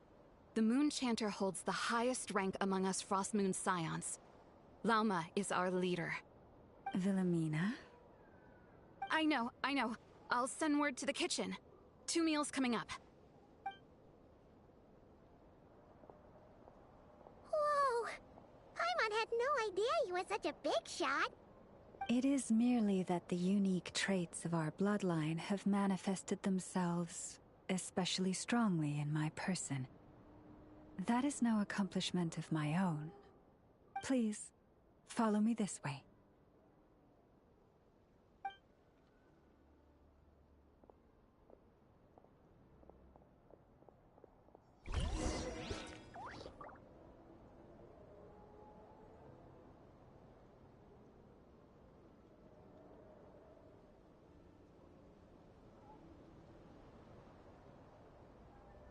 The damned will sooner die again than lay a hand on me.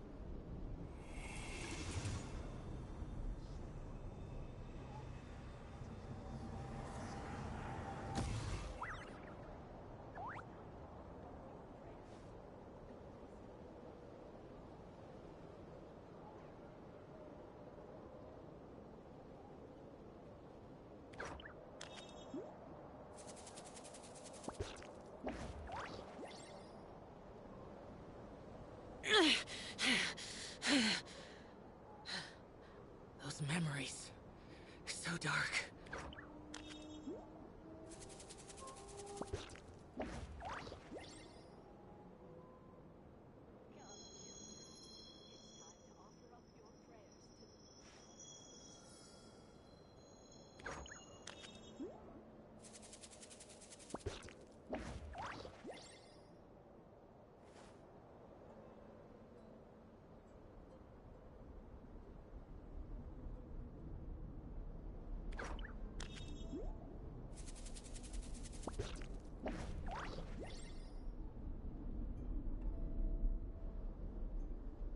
Reduced to just standing around. How absurd.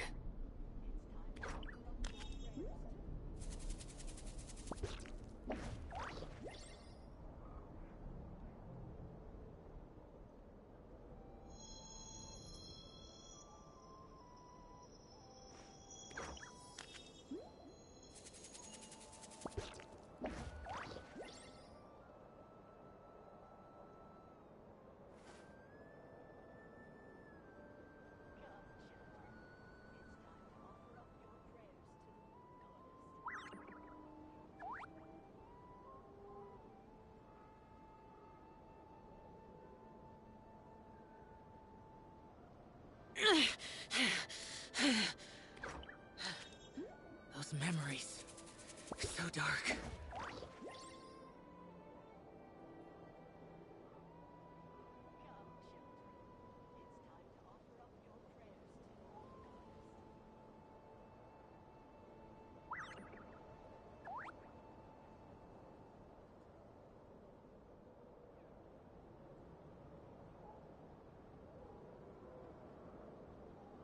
Reduced to just standing around. How absurd.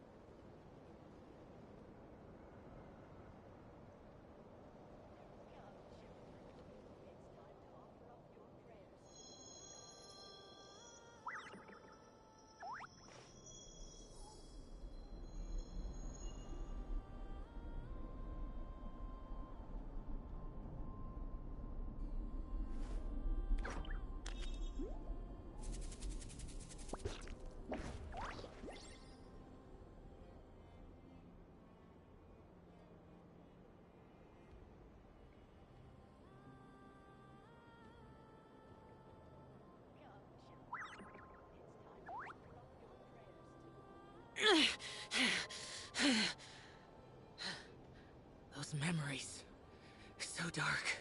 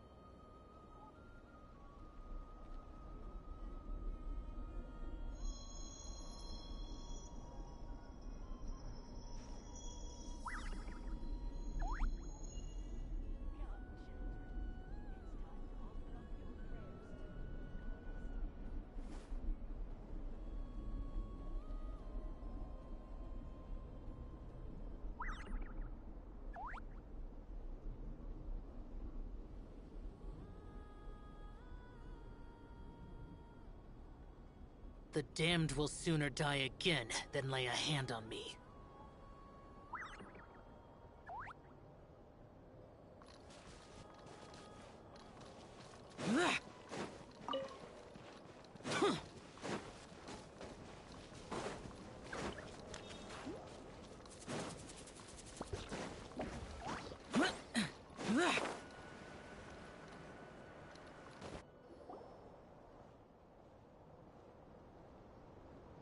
Even to this day, I am still trying to piece together the many fragments of our past. It is a story not only of the Frost Moon Scions, but also of the moons themselves. A story of the moons? Yes. We Frost Moon Scions are the last descendants of the ancient golden realm of Hyperborea. Its former glory may have faded, but what remains is a memory uniquely ours. In the distant past, Teyvat had not just one moon, but 3. It is said that they were created by the primordial master of this world, cast into the firmament to keep peace in the land below. Firstborn was the eternal moon, largest of the 3. Legend has it that it was her immense kuvaki that gave rise to the ocean tides. Next was the frost moon. Smaller than her big sister, yet brightest in radiance. Her glow became the cold, undying lantern of the night. Finally came the iridescent moon, smallest of the sisters, Most of the time, her light was barely visible to the naked eye. Yet when she shone, her fleeting halos were all the more mysterious for it. Wow! Sounds like it all happened so long ago. So, what happened to them afterwards? Afterwards, well, as you have seen, the 3 moon goddesses perished. This happened in a war triggered by the Descenders, and of the 3 lunar husks, only the frost moon survived unbroken, while the others were shattered to pieces. Oh, so that's why there were ancient moon's remnants in the sky. Yes. It is also said that when the moons shattered, most of their fragments rained down upon this land like stardust. That is why Nodcry is blessed with such an abundance of Kuvaki. As for the remnant that the Fatui recently pulled down, that belonged to the Eternal Moon. Wait a sec. But you just said that 2 of the moons were shattered, so where are the remnants of the iridescent moon?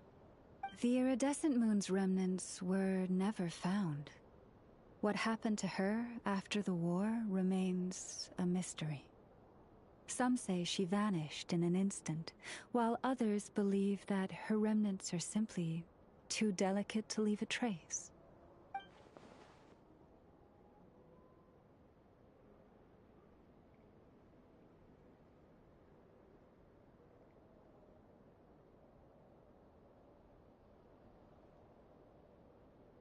Yet, though the era of the 3 moons has long since faded into legend, successive generations of Frost Moon Scions have always passed down a prophecy that one day the moon goddess would return.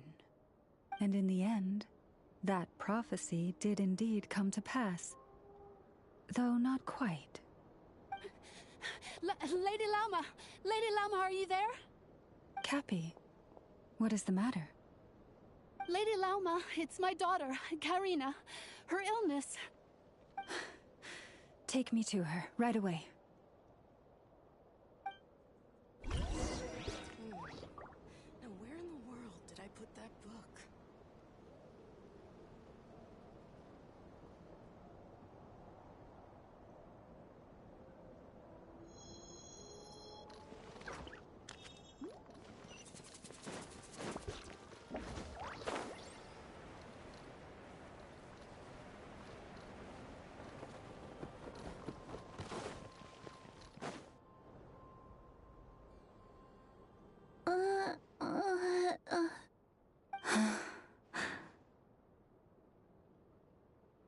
Her sensitivity to Kuvaki is flaring up again. After her last treatment, did you follow my advice and seek medical help in Nasha Town? But those doctors are all Snezhnayan. They're outsiders, compatriots of those brutes who invaded our homeland. How can we possibly trust them? Not all outsiders are enemies, Cappy. They've been treating this condition for generations. They have the experience we lack. But we're Frost Moon Scions. Should we not remember what the outsiders did to our moons? Surely the Lady Kutar will reward our devotion. But Cappy, Kutar is long... This isn't the time for debate. O lost child, snow-swept and buffeted by the howling winds of the frigid night, let not the silver flame within you fade. By the frost moon's grace, I shall warm you, curled up as a fledgling in frozen soil. Praise be to the moon goddess, my Karina.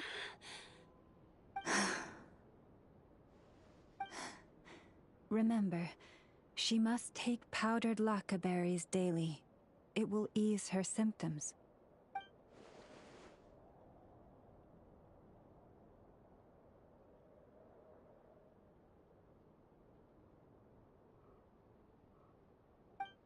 Lama? Philomena, what is it? Dinner is ready. I see. Cappy, let her rest here for the night. I'll have someone bring her a blanket. All right. Thank you so much, Lady Lauma.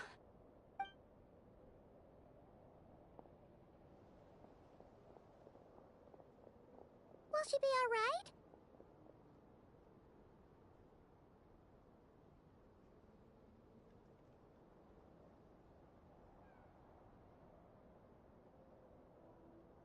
Yeah.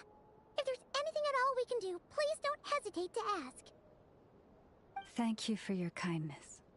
For now, though, Karina should be fine. She'll be feeling a lot better tomorrow.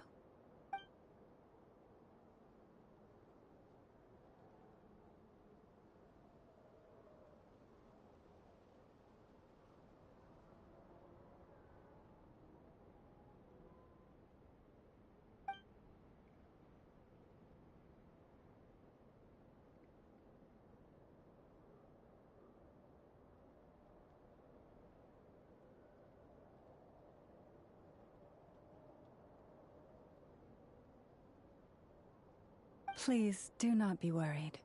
Come, let us head to dinner. I believe you still have some questions for me.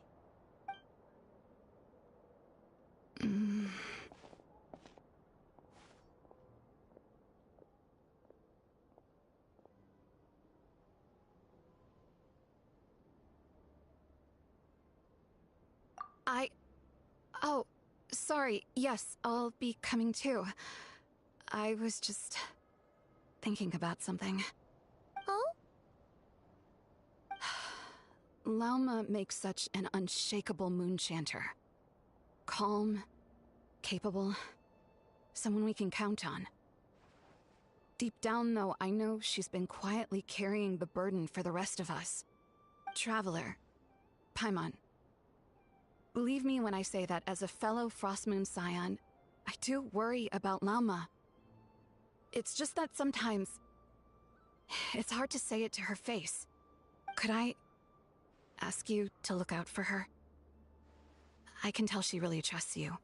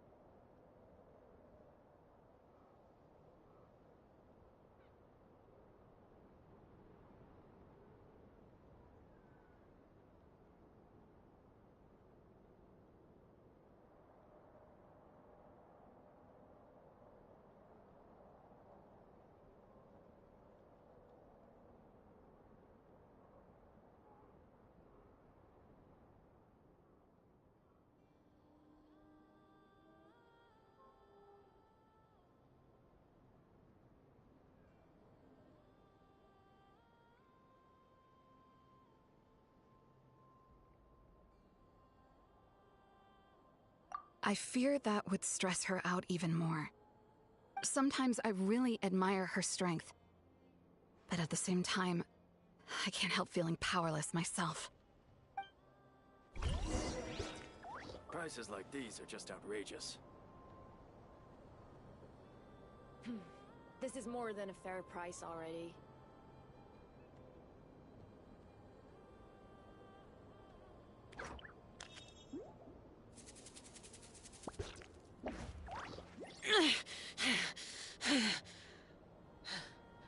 Those memories. Prices like So these dark. are just outrageous.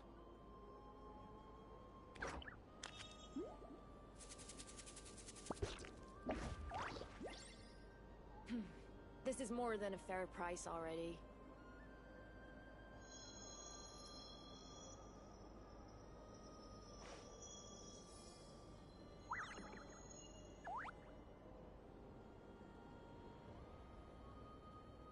Prices like these are just outrageous.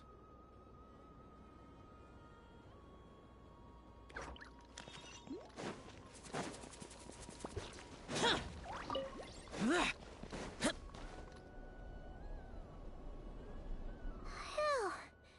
Paimon's so full. That was even better than the stuff you gave us before. I'm glad to hear it. Thank you for accepting such simple hospitality. Hey, we should be the ones thanking you. Seriously, that was seriously scrumptious. How did you even manage to finish it? This slop's barely edible. Then again, I guess that's what you'd expect from savages. It's you! Those rude old Fatui we just met back in Nasha Town. My sincerest apologies. If you found the food we gave you earlier difficult to swallow, may I suggest taking a deep breath and joining us? These delicacies might change your mind. After all, I suspect that your previous meal may have been tainted with something most unpalatable. Huh? What do you mean? Tainted with what exactly? With the bitter snobbery of those who call themselves civilized. Why, you?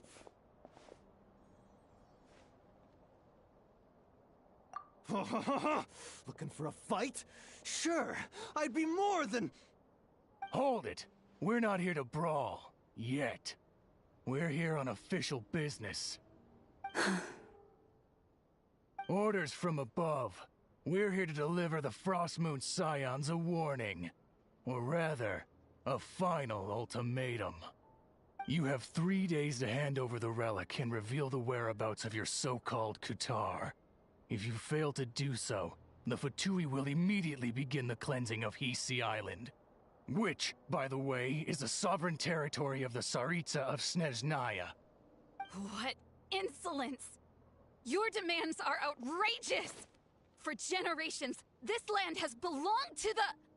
Dear guests, allow me to save you both time and trouble with a speedy reply. The Frostmoon Scions will never hand over anything to the Fatui. And to those who set foot on our land with ill intent, I say this. With your blood, we shall draw an inviolable line in the snow. That applies to you, too. Stubborn savages, the lot of you! Better hold back this time. Who's there? This ought to do Tears it. of the storm!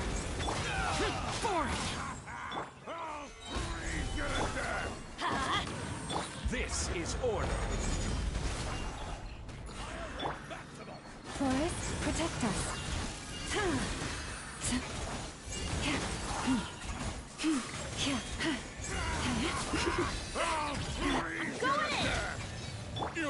For the ever. You'll pay for this. Mark my words.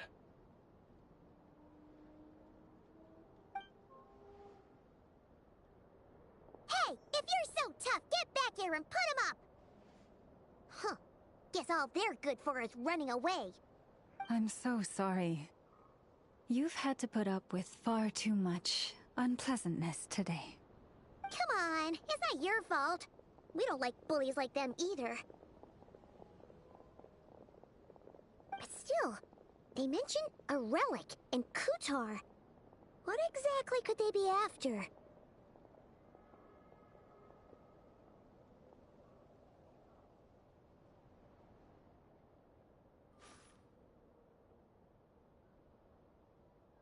Oh yeah, so this might not be the best time to bring this up, but we kinda have a favor to ask of you, Lama.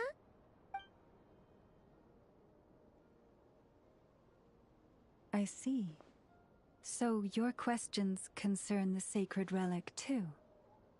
Please, do not hesitate to speak your mind. Unlike those insolent intruders, you walk in the moonlight with open hearts. You stood by us when we needed your help, so it's only right that I return the favor. But let us continue this conversation somewhere more fitting. As it happens, there's something I'd like to show you, too.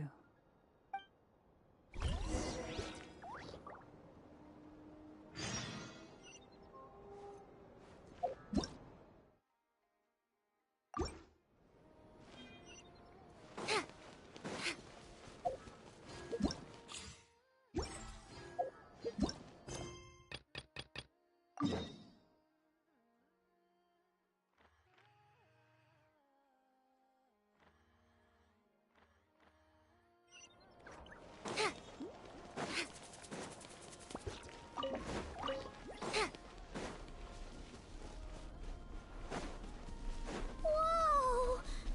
Now that's one huge statue! This is the statue of our goddess, the Moon Maiden Kutar.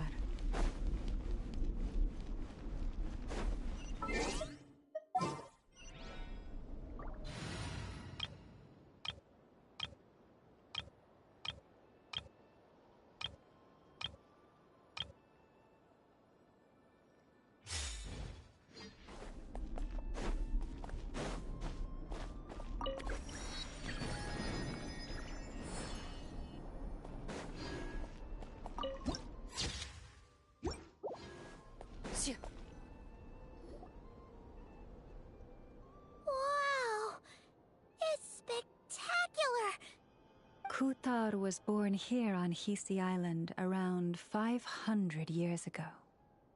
As it just so happened, a priestess of the Frost Moon Scions witnessed the moment of her birth. Instantly realizing that this was the prophesied rebirth, she quietly recorded the event and carved this statue to honor that miracle. According to legend, Kutar's birth was accompanied by the sudden appearance of many Kuhenki, who wove the moonlight that bathed her into silken vestments fit for a goddess. Hey! It's like it knows we're talking about it. From that day forth, the Kuhenki have been regarded as Kutar's familiars. Some believe that their habit of guiding travelers to hidden treasure stems from an instinct. The same one that not only drives them to protect the moon goddess, but also to make her smile. After all, according to the records, Kutar always looked lonely as she gazed up at the distant moon. Kutar left Hisi Island before I was even born.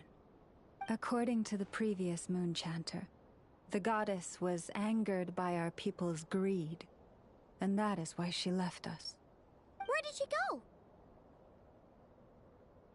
No one knows what happened after she left.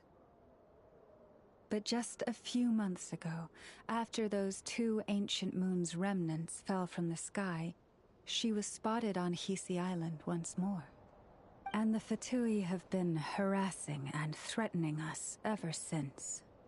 Judging from what they've said, our moon goddess is actually their missing harbinger, Kalumbina, The damselette. The damselette? But isn't she number 3 amongst the Fatui Harbingers? So she's actually the moon goddess. Why would she join the Fatui then? That too is a question I've struggled with. But even at the best of times, understanding other people's choices is difficult, let alone those of a goddess. Plus, forgive me. There I go again, rambling on about our history. But you came here to ask about the sacred relic, didn't you? Honestly, Paimon's not sure which part she's more curious about now. Since ancient times, the Frost Moon Scions have had in our possession a special fragment of the ancient moon's remnants. A piece in which I sense a power unlike any other. Successive generations of moonchanters have all detected a divine presence within it. We call this unique remnant the Moon Marrow. We heard you can use it to see what happened in the past. What is it in particular that you seek from the past? Well, basically, to cut a long story short, the traveler here is actually from outside of Tibet. Oh.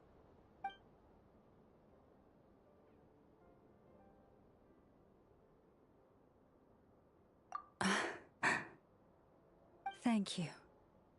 Your honesty is a sign of your trust, both in me and the Frost Moon Scions. Unfortunately, though, I won't be able to use the Moon Marrow to shed light on your past just yet. Our people revere the Moon Marrow as a sacred relic. I'm only permitted to retrieve it from the secret chamber in which it is hidden once a year, on Moon Prayer Night. Oh, really? So, when's the next Moon Prayer Night? Judging from the tides this evening, a little less than 2 months. Huh? Does that mean the date changes every year? The ceremony is held on the night when the moon is closest to Tevat. This is also when Nodkrai's Kuvaki reaches its peak. Only then can the seal on the secret chamber be lifted. Oh, guess we've got no choice but to wait. I am truly sorry that I cannot help you sooner. But, as the Moon Chanter, I swear that I will do everything I can to help you find the answers you seek.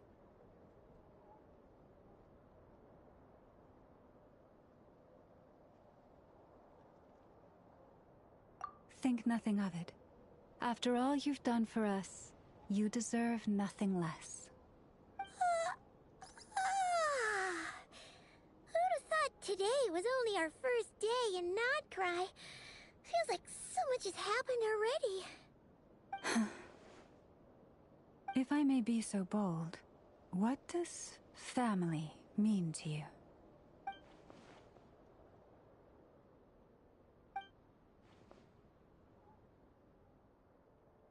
If you are aware of something, a secret that could hurt your family, would you be honest with them? Or try to hide it?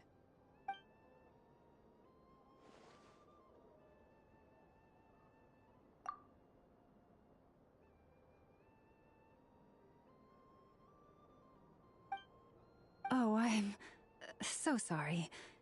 That was a strange question. I didn't mean to put you on the spot.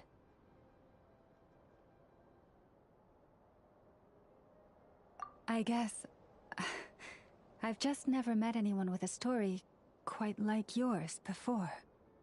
I just suddenly had the urge to ask. It's getting late, and you two must be rather tired too. Would you like to stay the night here on Hisi Island? I can have someone prepare some lodgings. Oh, that's all right. We've already got a room back at the flagship as it happens. Speaking of which, if you ever need us, feel free to come knocking. Do you need me to show you the way back? No worries. It's quite a way, and you should get some rest too, Lauma. We'll make sure to be careful. Understood. Then I won't keep you. May your first night in Nodcry pass in stillness and peace. So, what you thinking? Sure was an eventful day, huh? The good news is, we're not at a dead end in the search for your spaceship yet. We can always learn more about this place while we wait. The usual drill, huh? Paimon's really getting sleepy now. If she gets too tired to fly back, you carry her, okay?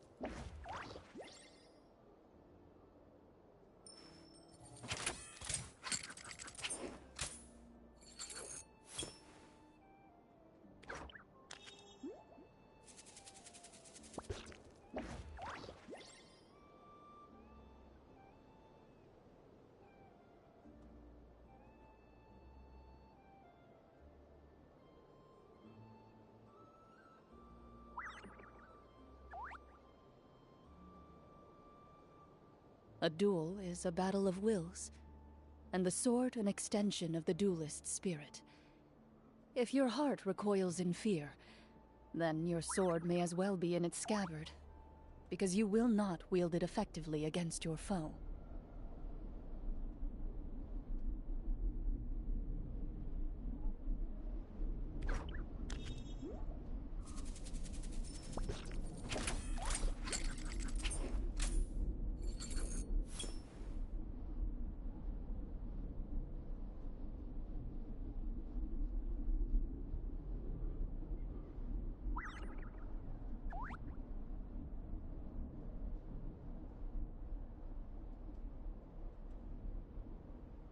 In my role as champion duelist, my opinions do not matter. For when I draw my blade, I am but an instrument of Fontaine's law.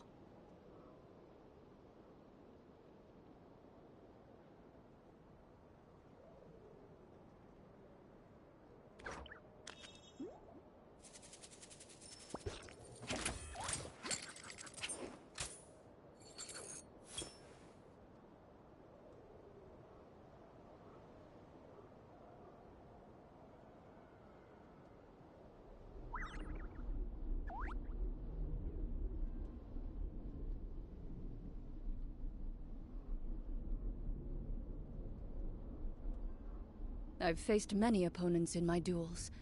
Most of them I defeated. The rest surrendered. No, I have never lost a duel.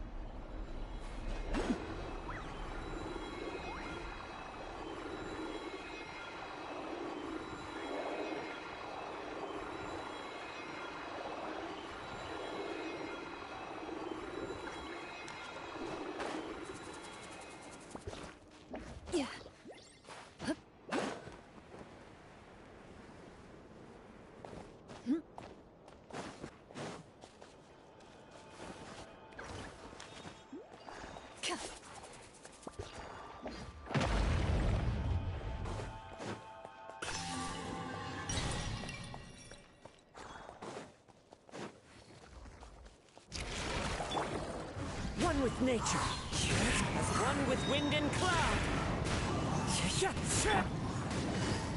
Busted. Time to testify. Ready. I am defeated. Stay focused.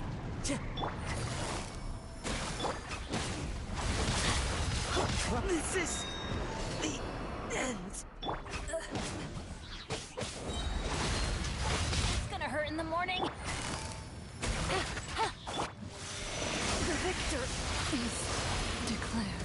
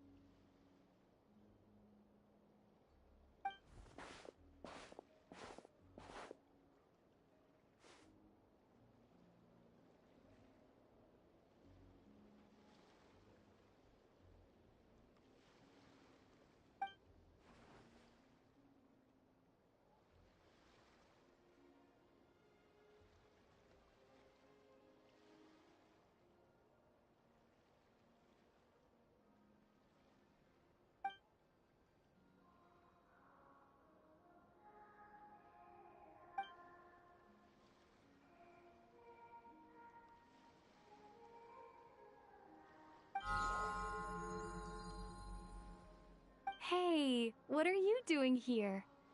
Oh, these flowers. I remember. When you first appeared, there were flowers like this all around you.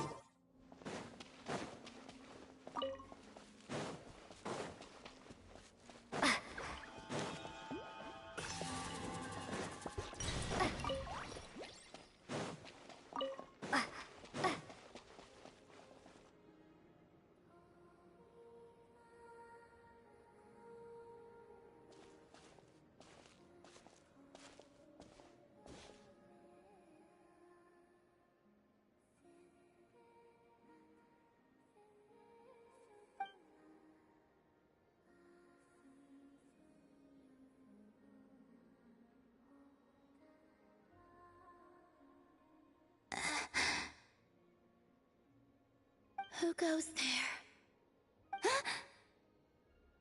How did you get in here? I am but a passing traveler. I followed your song here. I'm very sorry if I've intruded. A Kuhenki.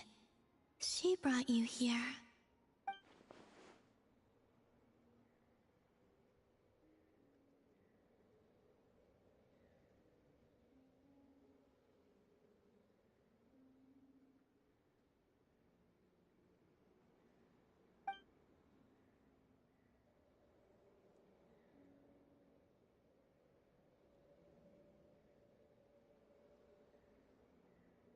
May I ask, are you the one they call Kutar? And the Harbinger that the Fatui referred to as the Damselette? The Fatui? Are you here at their behest?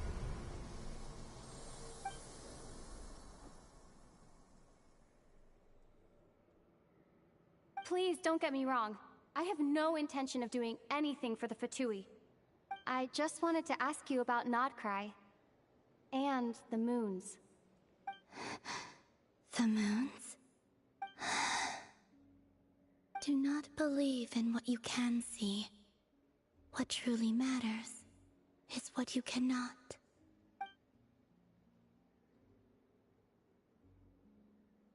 What do you mean?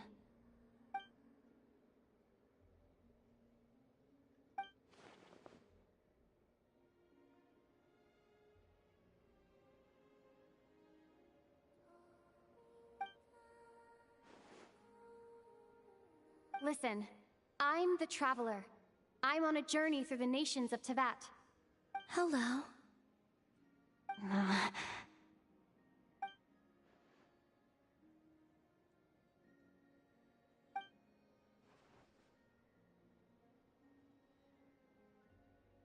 Could you tell me your name? Columbina. Kutar, the Damselette, the Moon Goddess. Pick whichever takes your fancy. I do not know my own name.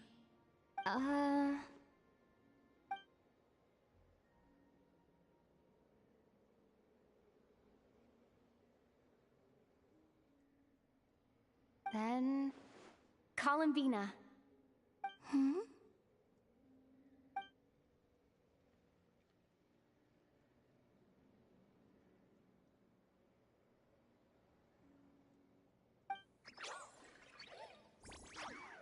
This Kuhenki, this Luanatar, did you bring her into being? Come here, little one.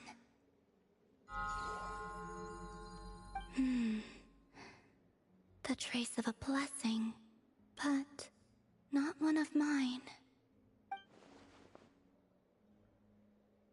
People always assume I can do many things.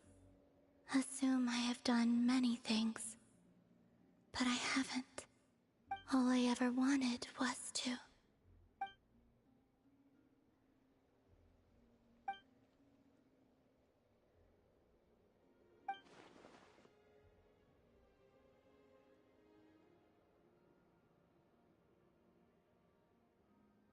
It's about time I got going. I'm very sorry for disturbing you today.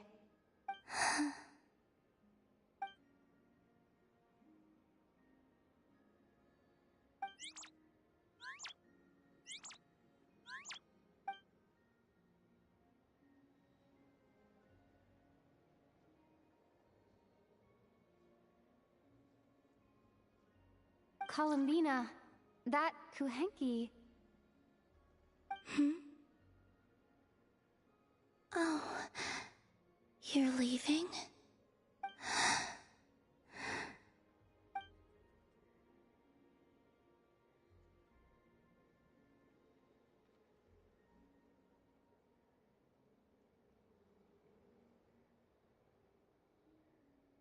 Go then.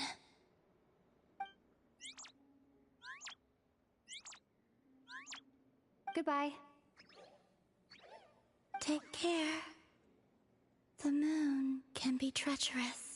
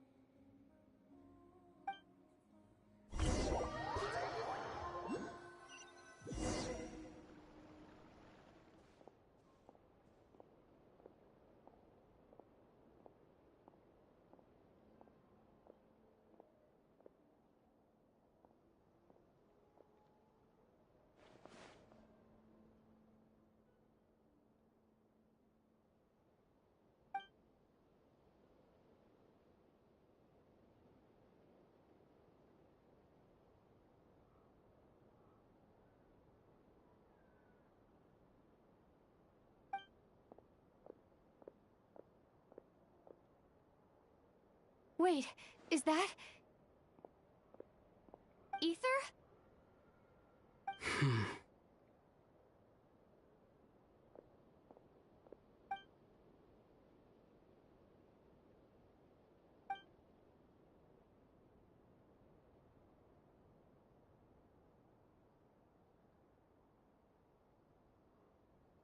Ether!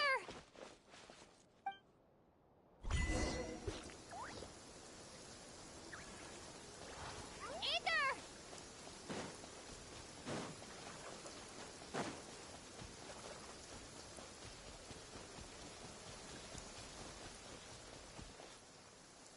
Ether...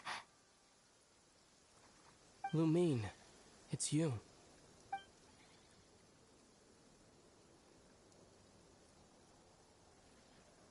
Why are you here on Hisi Island? If I told you I was here in search of the Frost Moon Scion's sacred relic, what would you think?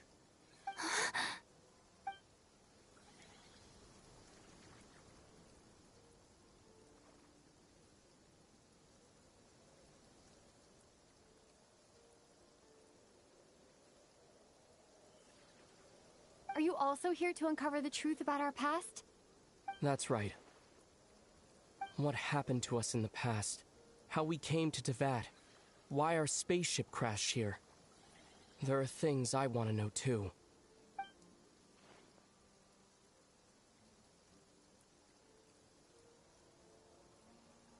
But I'm not about to sit around waiting for another 2 months to find out.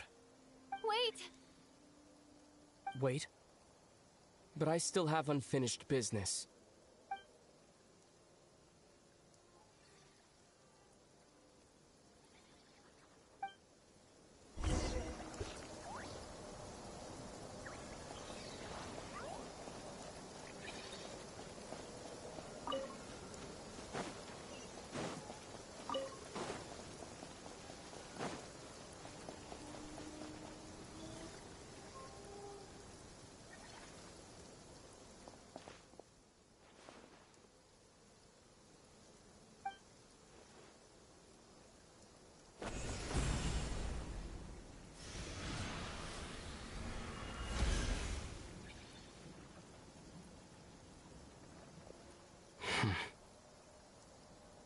Hold on a second.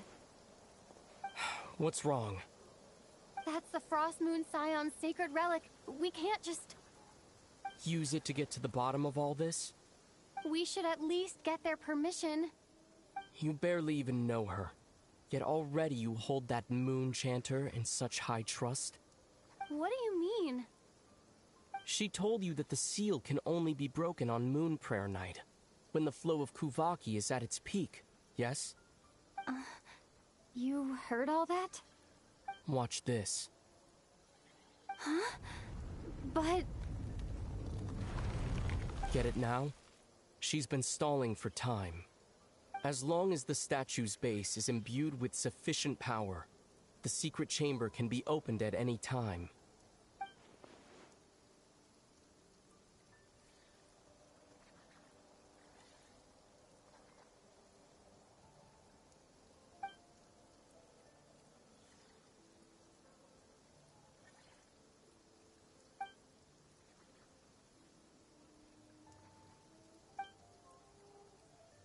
Is it such a sin when I don't put all my cards on the table for you, but not when someone else is doing it?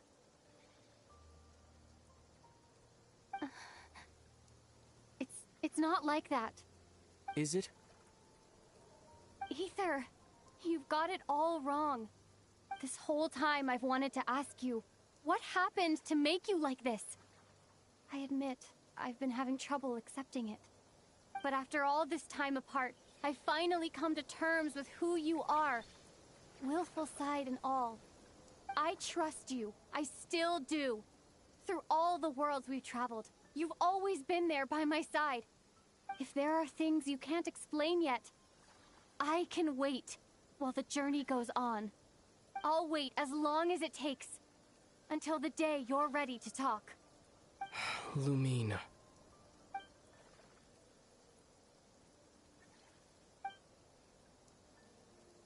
I'm not looking to borrow the Moon Marrow simply because of our past.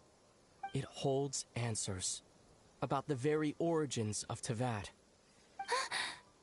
I've always believed that if you want the truth, you have to see the whole story for yourself. I'm not asking you to trust me, Lumine. Just don't try and stop me. If this choice weighs on your heart, then let me go in alone. Forget this meeting ever took place. A bit late for that now. But maybe this is the chance I've been waiting for all along. Even if it fades with the morning light. I want to go with you. You sure? Yeah. Then let's go. Ether. It's been ages since we went on an adventure together. I can't wait. Really? You think I'd lie to my little sis?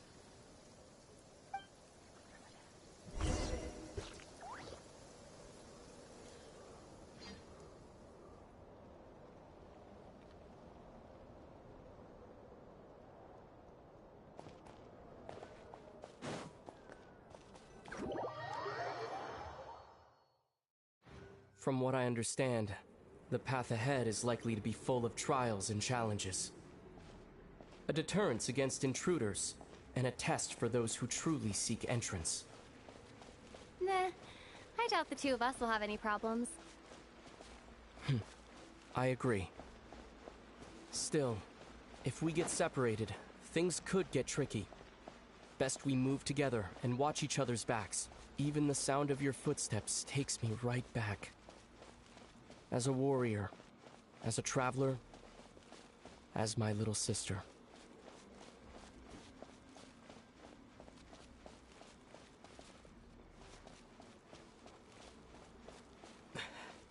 Looks like this is the first trial.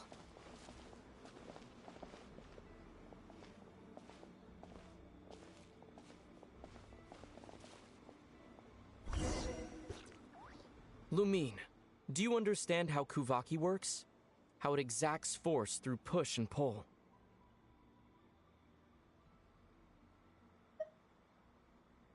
Let's see. How about this? I'll temporarily neutralize the Kuvaki on the cliff face and move the platform into the center. Once it's in place, you'll need to utilize the repelling force of Kuvaki to reach the other side. Okay, I'll leave it to you then.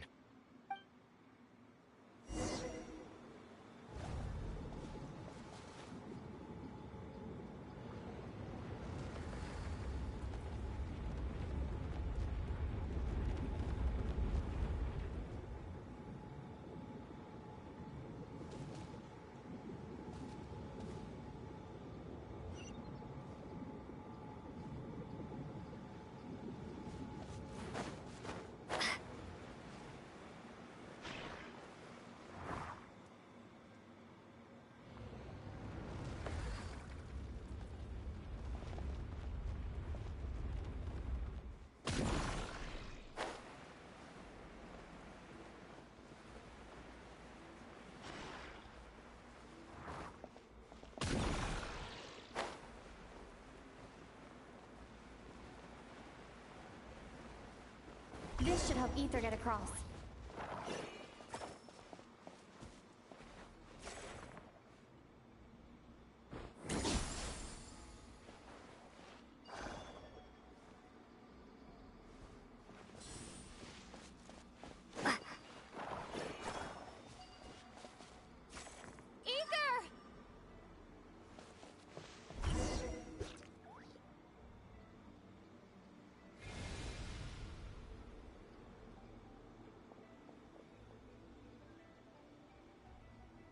We make a pretty great team, huh? Just like the old days.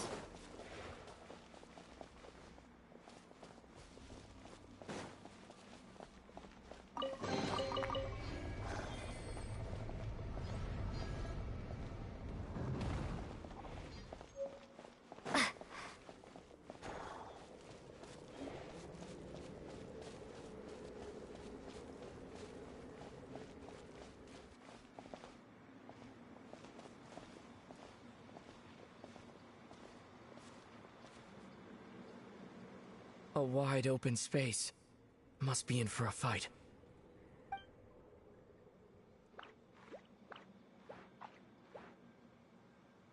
Was that it? What a letdown.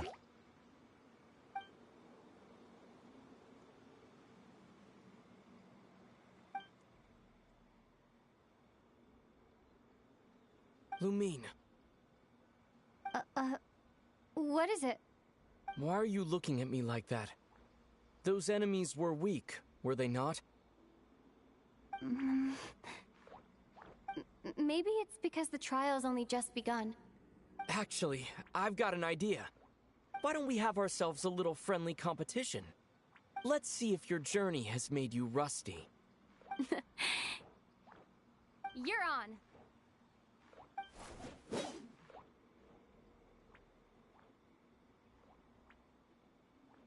I won't lose to you, Ether.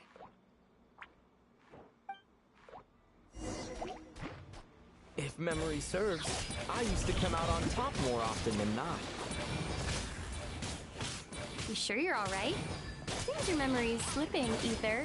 Save it. We'll know who's stronger soon enough. Let's see what you've got.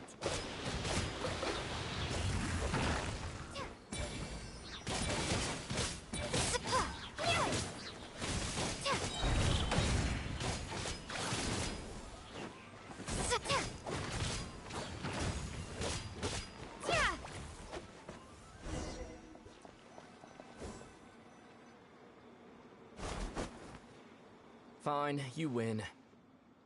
Didn't feel like you really wanted it anyway. Going all out in a place like this? Sounds like overkill to me.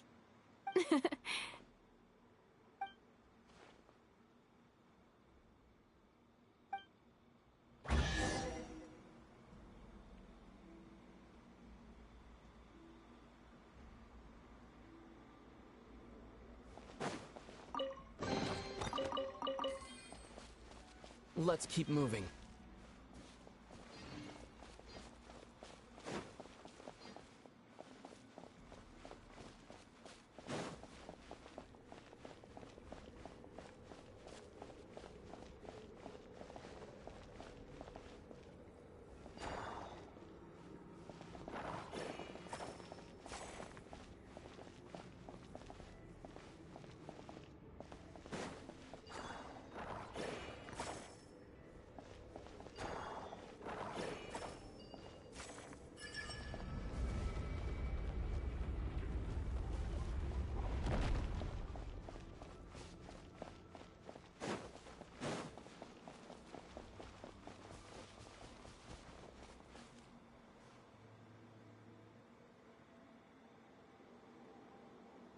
What is this place?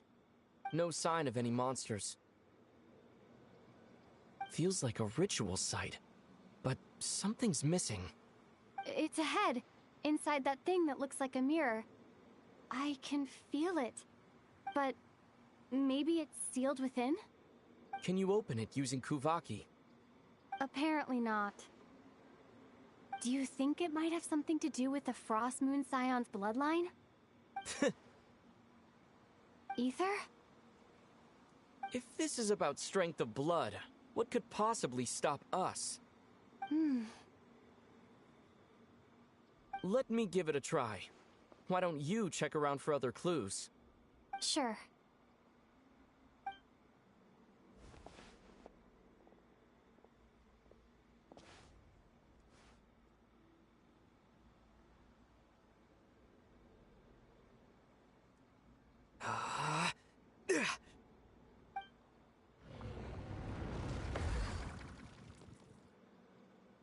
Found it. This should do the trick. Okay.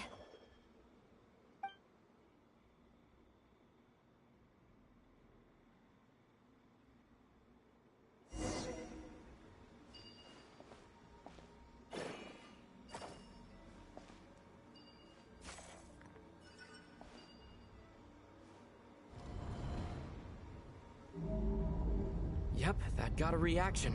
That's one down.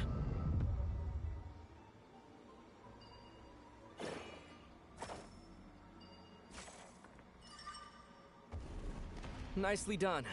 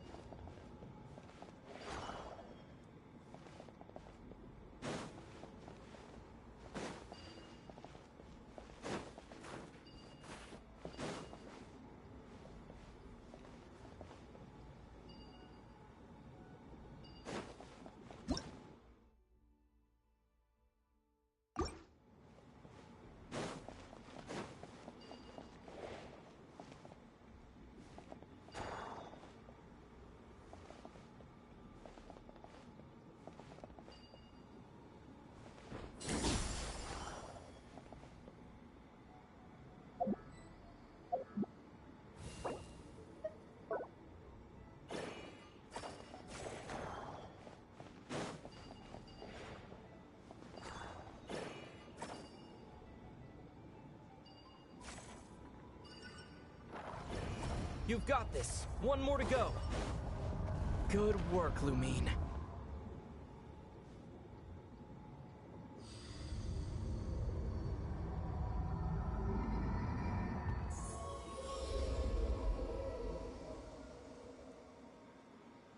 The door's open.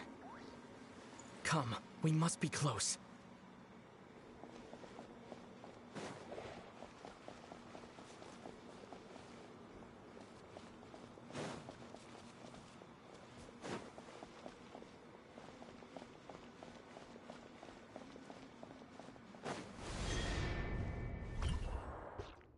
Stay on your toes now.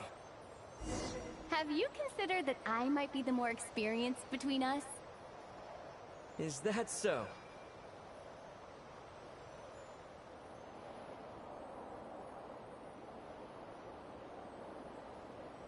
So, will you be heading off again after we're done here? Maybe. Maybe not. Another cryptic response. Don't worry about things that haven't happened yet.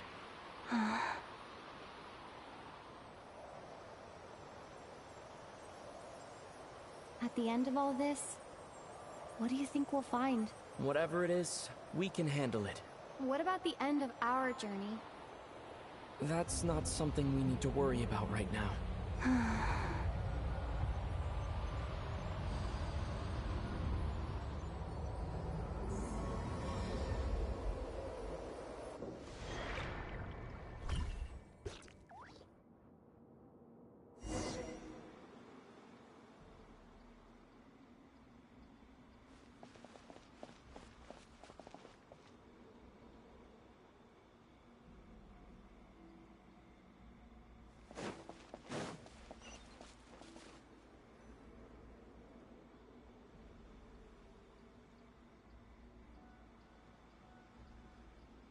Looks like the final trial is just up ahead.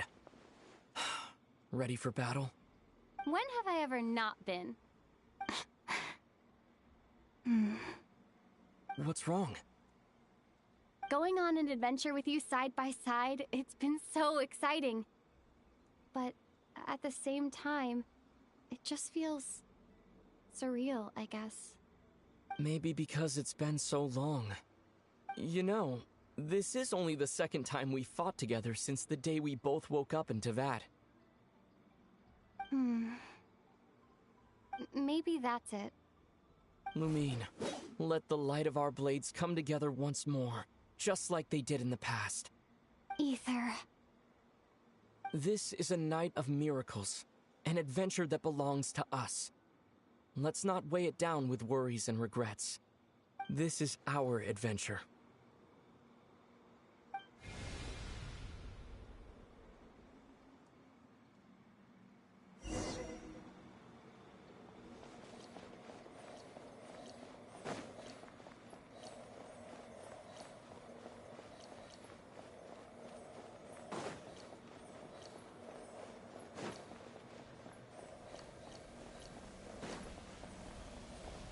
Here goes nothing. Prepare for battle.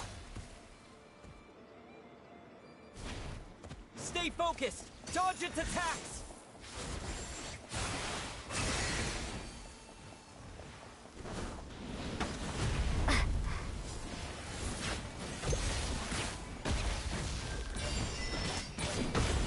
Don't forget to heal yourself! Watch out! Now's our chance!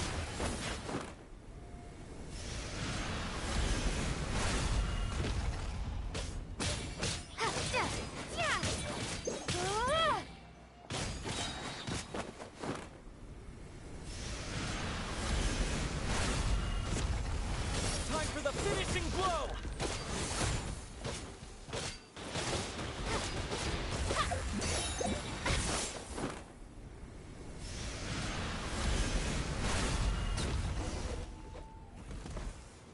It's over. Nicely done. Flawless execution. Couldn't have pulled it off without your backup. Not too shabby at all. As for what you were saying, yes, I should have come to see you earlier. Or at the very least. Spent more time with me, going on adventures like this? Something like that. Instead of just running off and expecting you to follow my trail. Wait a sec. That's not an official apology, is it? That goes without saying.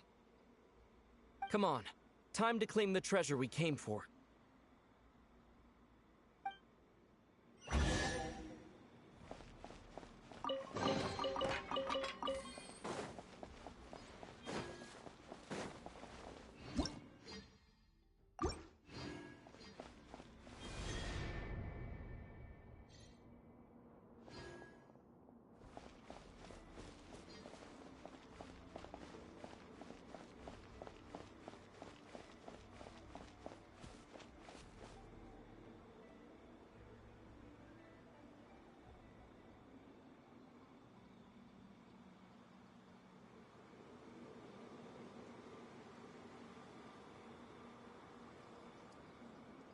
So this is the Moon Marrow, the treasure we've been after. All right, go get it for me, Lumine. It belongs to me.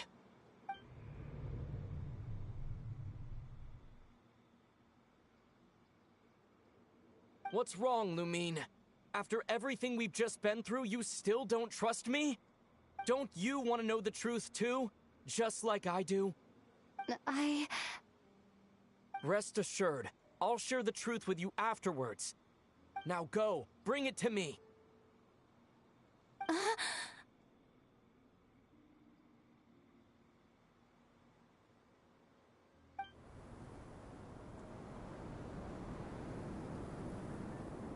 What's going on? Where did this fog come from? Ether! Ether!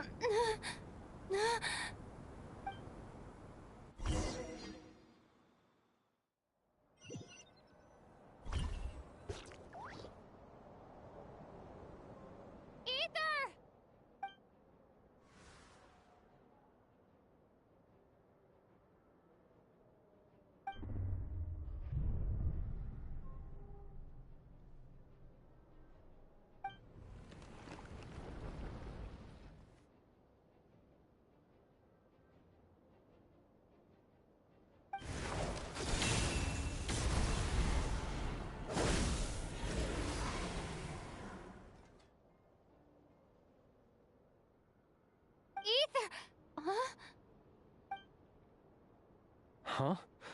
What are you doing here?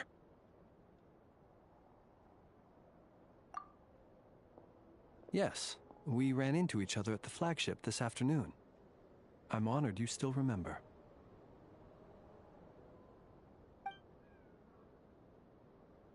Are you looking for something here?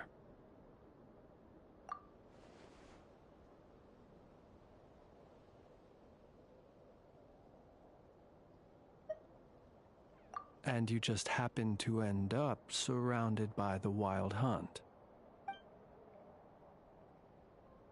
Sorry, I did not intend to come off as pointing fingers. Indeed, perhaps our courses of action do not differ so greatly.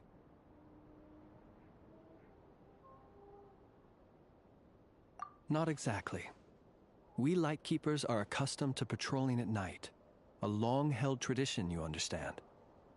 I was just passing by when I noticed that the Wild Hunt had struck. So I simply did what I am duty-bound to do.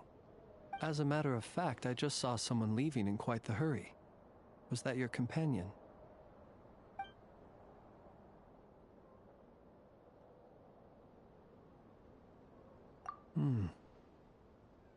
Perhaps I should take my leave now. After all, my patrol isn't over yet. Nodcry is a dangerous place to be at night. I'd advise that you head back soon as well.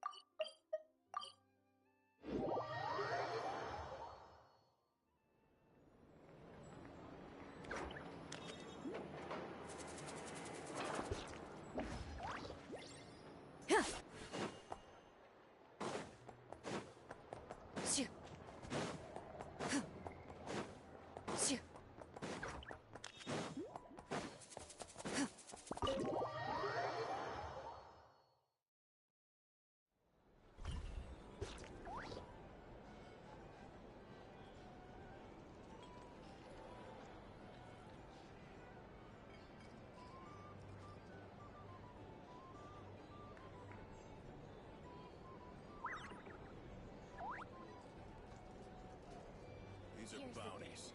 If you want to negotiate prices, you'll find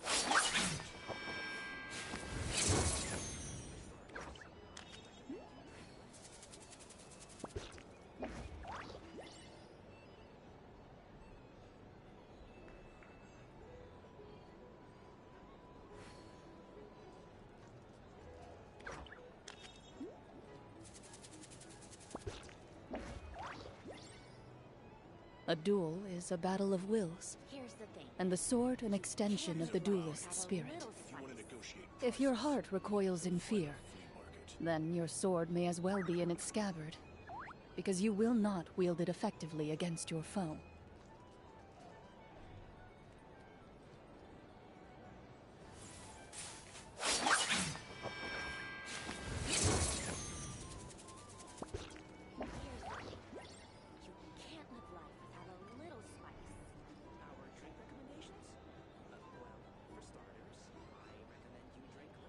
these are bounties. If you want to negotiate prices, you'll find a flea market.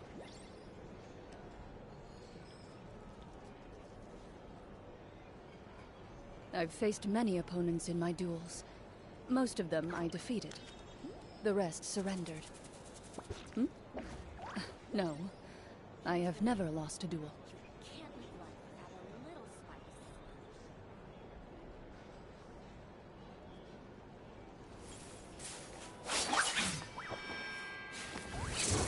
Bounties.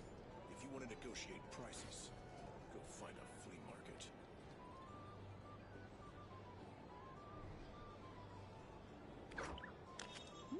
Here's the thing. You can't live life without a little spice.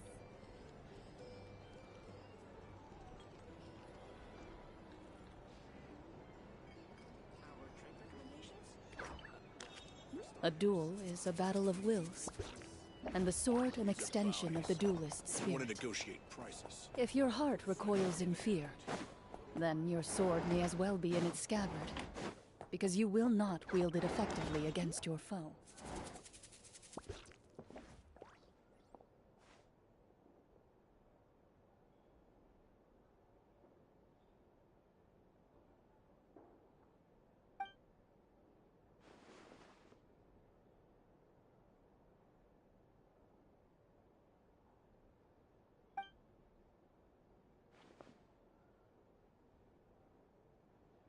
Paimon woke up and saw you were gone, so she made you a cup of berry juice to help you sleep. Her own secret recipe. When you get back, drink it up and go get yourself some rest.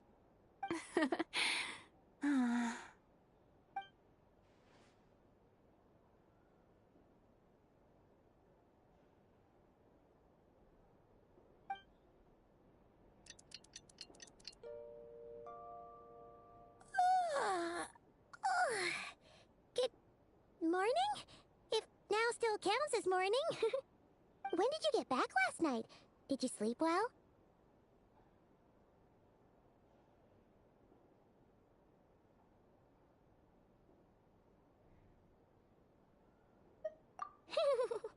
Good to hear. So, where'd you wander off to on your midnight stroll? Anything interesting to see in Notcry at night?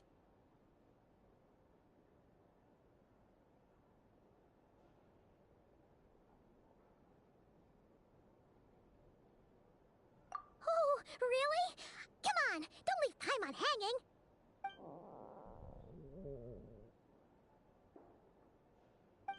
All right. Guess we'll have to feed your stomach before we feed Paimon's curiosity. Let's go grab something to eat while we talk.